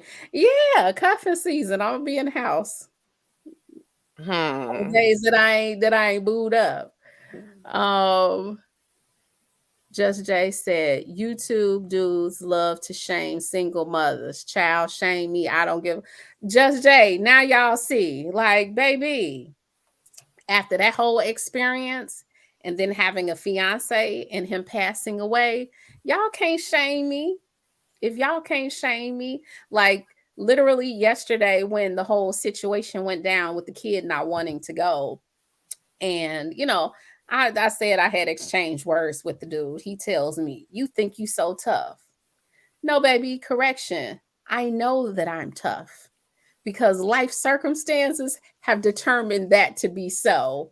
Dealing with your ass made me tough. So yeah, I am. But I was tough before then. Like ain't nothing really that people can do. You can't shame me. You can't do nothing. Can't nobody do nothing at this point but kill me. And then even then, I'm going to heaven. So what? You still didn't win. Like nothing can break me at this point. Nothing. When I start sharing, the rest of my story, like damn near any and everything there was to experience, I've experienced. Ain't nothing else. And I'm still here. And I don't look like it. You wouldn't know what I've been through unless I tell you. That part. Like, I mean, you are braver than me because I ain't giving the vultures access. Mm-hmm. But I get it. You don't even care and you trying to help somebody. And I get, Yeah. you know what I'm saying? I respect it, but girl, Vultures, listen. I assume you talking about the YouTube vultures. you know that. YouTube vultures can't do nothing. Like they've tried. I mean, if people in real and that's the thing. When I'm here, when I turn the camera off, the camera goes off. I leave YouTube where it's at. I'm gonna sleep good every night that I go to bed when I clock out or when I log off. They can't shame me with my truth. If I came over here and I shared it, it's because you don't have the power to use it against me. I, that's true, but I ain't even giving them no content. I'll starve these people all the way out. I don't give a two craps, but they won't be talking about none of my life. Talk about your mama. Hell. I'm gonna get some more of my life. That's what kind of gangster I am. I'm gonna get some more of my life. Do what you will with it, because it says more about you than it does about me. And what you gonna do? You gonna create a stream about it? You gonna talk about it? Okay. And at the end of the day, I'm still gonna be here. I'm still gonna be me. I'm still gonna be doing whatever it is I'm doing. And ain't nothing that they can say can stop me from doing what I'm gonna be doing or going where I'm going. They don't have that kind of power. Nobody does. That's true, but don't be playing. Don't be playing Huh? in the people's face. I said, don't be playing in the people's face. I'm gonna play right in their whole damn face. I'm gonna play right in their whole damn face. Cause guess what? Just like I got a story, they got a story too. Mm. If I cared that much about their story, I could do enough digging, enough investigating that I could find out their story and be as low as they can. But guess what? Child. I got real life stuff happening in real life, so I ain't that focused on nobody else's life. So I can let them be them and go on about my business. Yes. People who ain't got nothing else going on sit up and talk about other people. People who have stuff going on are people that are trying to really do something in life. That's true. They don't, well, God bless them and keep them, like I said. It's true. I mean, you are a little inspiration. Maybe I'll start giving people little stories because I mean, now you of anybody, you out of anybody. The way I done seen you moving on YouTube, they can't mess with you. They I can't know, rattle you. I know. But if I start, I feel like this, like, if I really give people some of the story, Mm-hmm. it would terrify them. Because while some of these people on these platforms been trying to do things, is that it was concurrent to certain situations going down. Mm-hmm. So once they realized y'all didn't even have the power to shake me Mm-hmm. when I was at my lowest, Mm-hmm. that's gonna start a different level of hate because they're gonna be like, what man or woman is this? God Mm-hmm. said no. So, it's crazy because last time you started telling your story too, it did give me a little bit of, like maybe it is that type of time. Maybe it's time for a revolution so that people can It understand is. the things that they out here talking about. Like this is why some women look at them like, are y'all okay? Like y'all Right. can't believe what you saying is 100% right and exact because, like, I'm telling you right now, you see how you so nicely, calmly sitting here on this couch telling the story. Mm-hmm. When I get to telling the story, I got receipts. I got so many documents, Mm-hmm. pictures. You understand what I'm saying? If I Those coming. Those coming. Look. Had to segue to them. Had to segue to that part. yes, so y'all acting There's like people levels just, to it. yeah, people so nice and sweet and humble and kind, and you could be as nice as Mm-hmm. you want to be, and the people them crazy, and it's the possessiveness of it all. Cause I already Mm-hmm. know without you even saying it.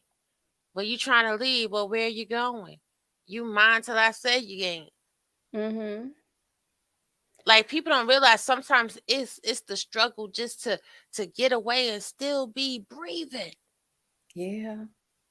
And But then see, people, that's the thing. Like "Mm, for I'm gonna say the evolved me, the Genesis that's here telling the story now is not the Genesis of old. The Genesis of old was totally different. But they say when you know better, you do better. So now that I'm older, I'm a little calmer. I can sit here and I can tell the story and not be, angry or super animated when I'm telling the story. But the old me wasn't like that because I used to be the crazy and, I said I hadn't busted no windows and slashed no tires and all that other stuff, but that ain't the old me. The old me was all of that. But what did it get me? Nothing. I'm stressing myself out. I'm getting upset, aging myself prematurely by exhausting all that energy on people who don't even deserve it. you see, Why? now that's the difference between me and you. Cause when people know how old I am, they like you don't even look that old because I refuse to hold in anybody's negative energy. If you get a certain response from me, you've earned it. If I hold all that Mhm. energy with me, then I'm gonna be aged. Listen, I say this: people that don't want to have cups of bleach poured for them, windows busted out their car, you know what I'm saying? Attempted arson, you know what I'm saying? All of this and all of that. Leave people alone. Love people the right way or get out of the Mhm. way of the people that is meant to love people the right way. It's like these narcissists are sick as shit. Like Mhm. they see that you're great and they want to siphon off of that because they never, yes, I am an old lady, demons creative. Y'all be seeing me on the screen. I be acting like I got that energy. I be here with the cane. Nah, I be here with the cane to walker or the cane to walker. But no, for real, like they want to siphon off your greatness because they don't want you to be great and they want to hold you back. And then because you're a woman, you're supposed to be submissive. They And can't stop that though. They yeah, can't stop that. Their YouTube talking points is not going to stop you from being whatever great woman you are destined to be. They can talk till 2035 about the same stuff, but it ain't going to stop whatever plan is for Raw B's life, is for Genesis' life, is for whoever's life. All they going to be doing is talking. I So know they let them like to talk. talk. They like to talk. I mean, obviously, it ain't nothing else to do. So okay, we're gonna let you have that. You keep talking while we gonna keep pursuing greatness. Hmm. I wish they would stop talking. You know You're what? not. I'm gonna stop saying that. I'm gonna stop saying that. My sister You're told me to not. stop saying it because I mean, you see that post I put up the other day about bleach and chlorine in the pool. The I chlorine in didn't. the pool. Y'all know, look, this week I've been half checked out of social media, life be happening. Um, a childhood friend of mine passed earlier in the week. Sorry to hear that. So yeah, it's crazy. That's a whole other show. But that's gonna be one of my show topics coming up soon. I don't know when, but yeah. So I kind of been missing in action. I've been peeping in and out, but I haven't kept up with anything. So I'm gonna have to go catch replays and scroll through your posts and see what you were talking about. You know I be shady. It wouldn't be you if it wasn't. That's what I do know about you. It wouldn't be you if it wouldn't be shady. Listen, It's it's okay. It's funny though. yes. It's funny.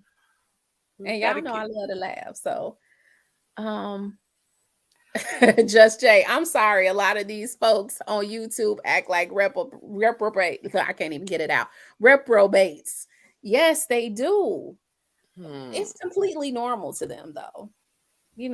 And that's where we go wrong because we try to rationalize the irrational.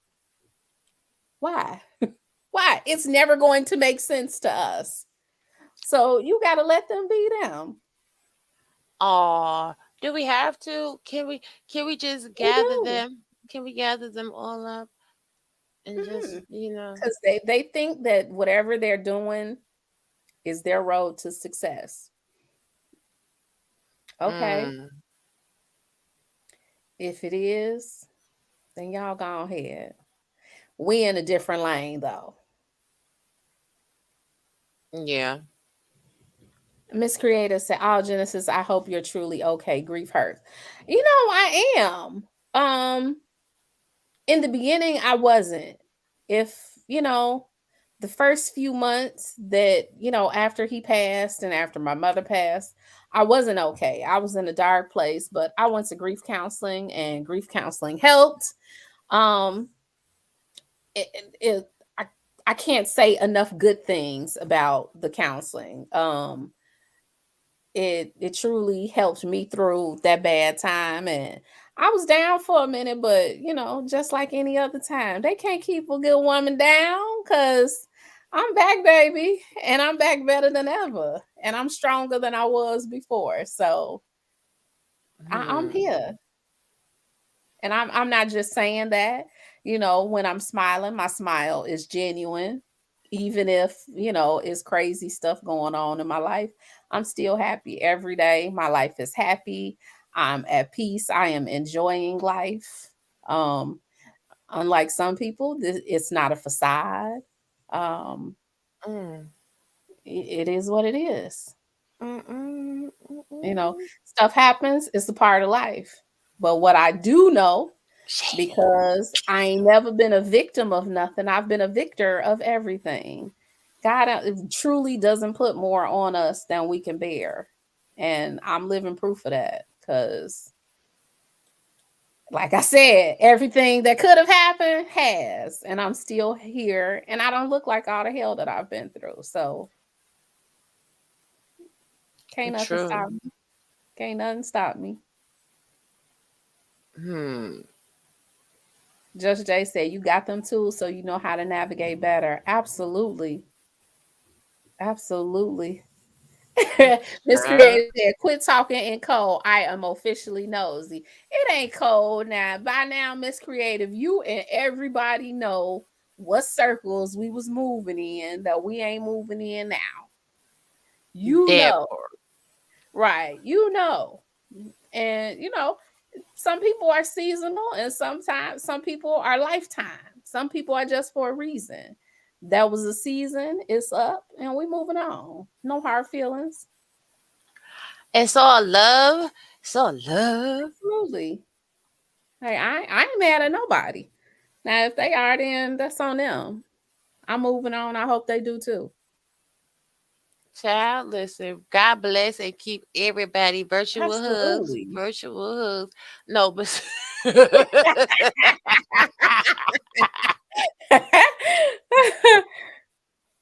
I mean, it's crazy. Like, and it definitely is a juxtaposition when you've lived the real life, good, bad, Hmm. ugly, and you come on here and you see people acting like every day is perfect, and it's like, jigga, what? Jigga, No, who? no. What? Ain't nobody's life is perfect. If somebody tell you that their life is perfect, they telling you a damn lie. Cause life ain't perfect for nobody. It's how you handle it, or it's how you look at it. If you look at it as the glass half empty or the glass half full, stuff happened to me. I'm like, shit, okay, it's just another stumbling block in the road. It ain't gonna be nothing that I can't get over though. Hmm. So, okay, let me go and take this detour. Let me go and build a bridge over it. But either way, I'm getting over it and I'm moving on. Period. Listen, I burn the whole mother down. I don't care. Let me stop. I I was be trying to listening. be You good. heard I me be just trying to say, be. I will burn that MFer down while I'm standing on it just to show you that I can swim. That part. Because I'm very good at that. Life has to proven that. It ain't something that's in my head. I got the battle scars to prove it. But ain't it funny though? What? When they think you ain't gonna make it. This child, all right. Nah. Definitely. If I'm not gonna make it, I'm not gonna make it because of me. It ain't gonna be because of somebody else. That's for damn sure. Say one thing for sure, two damn things for certain. You ain't got Yes, that it kind of power. exactly. Yes, the pop patient is active, Just Jay. Yes. Look, Just Jay. Yes, she is active on Instagram. You better get over there and follow her. Cause you Honey, know she a mess everywhere she go. yes, they say I do it for attention because they can't take the fact that while they think I'm plain as fuck, I'm really a whole supermodel. I just don't give a crap when I come on YouTube. Like I give y'all all aspects of me. If I'm cooling in my bonnet and you know what I'm saying, my pajamas and Mhm. whatever, and I feel like doing a video, hey, what up? This is me. If I feel like putting on some makeup and a dress, like I will be tomorrow night, showing off and making these niggas hate, yeah, that's me too. You know what I'm saying? The same type of woman they all say they want, but oh my God, I'm simply not a size two. Shout out to all the men in the world that like them some BBWs. Girls pretty in the face and thick in the ways. Uh-huh. I'm telling you, I'm like, I don't understand how people don't realize like people have whole lives outside of the social media thing. Like you, when we come on here, you see a snippet of who we are, you see a snippet of our lives. You don't get the full effect of who the person is in, a 2 or 3 hour stream, even a 6 hour stream. Like you don't know people in real life. Mm, You no, don't. no, they know you. They know you, cuz. They know you, They cuz. don't. They don't. Hell, I can get on here, tell stories like I told tonight, and they still wouldn't know me. They still wouldn't. It would take years and years and years. And they Not still gonna wouldn't happen. know. And they still wouldn't know. Hell, people be whole married to folks and still don't know who they laying in the bed with every night, but they expect to know somebody off YouTube. Bruh. Yeah, that says a whole lot. But we going in the back chat in Yes. the after show, and I'm gonna end the stream because I done ran my mouth enough tonight. But I'm gonna come back. I don't know when. Maybe next week. Maybe during the week. I don't know. And give y'all another story of my tales of the narcissist. Maybe some of the juicier ones. Ooh. Anyway, yeah, y'all, thanks for coming in and showing y'all support. Everybody in the chat. Y'all know I appreciate you so very much. But until next time, I'll see y'all later. Peace. Bye, y'all. Thanks for tuning in to the Book of Genesis with your host, Genesis. If you would like to be a blessing, would like to be interviewed, or if you or someone you know would like exposure for your business, call us at 708-595-7500. Again, 708-595-7500. Email at genesis@thebookofgenesis.com. That's JENNESIS at thebookofgenesis, JENNESIS.com, or contact us by regular mail at P.O. Box 40, Moni, Illinois 60449. Thank you again for listening to the Book of Genesis.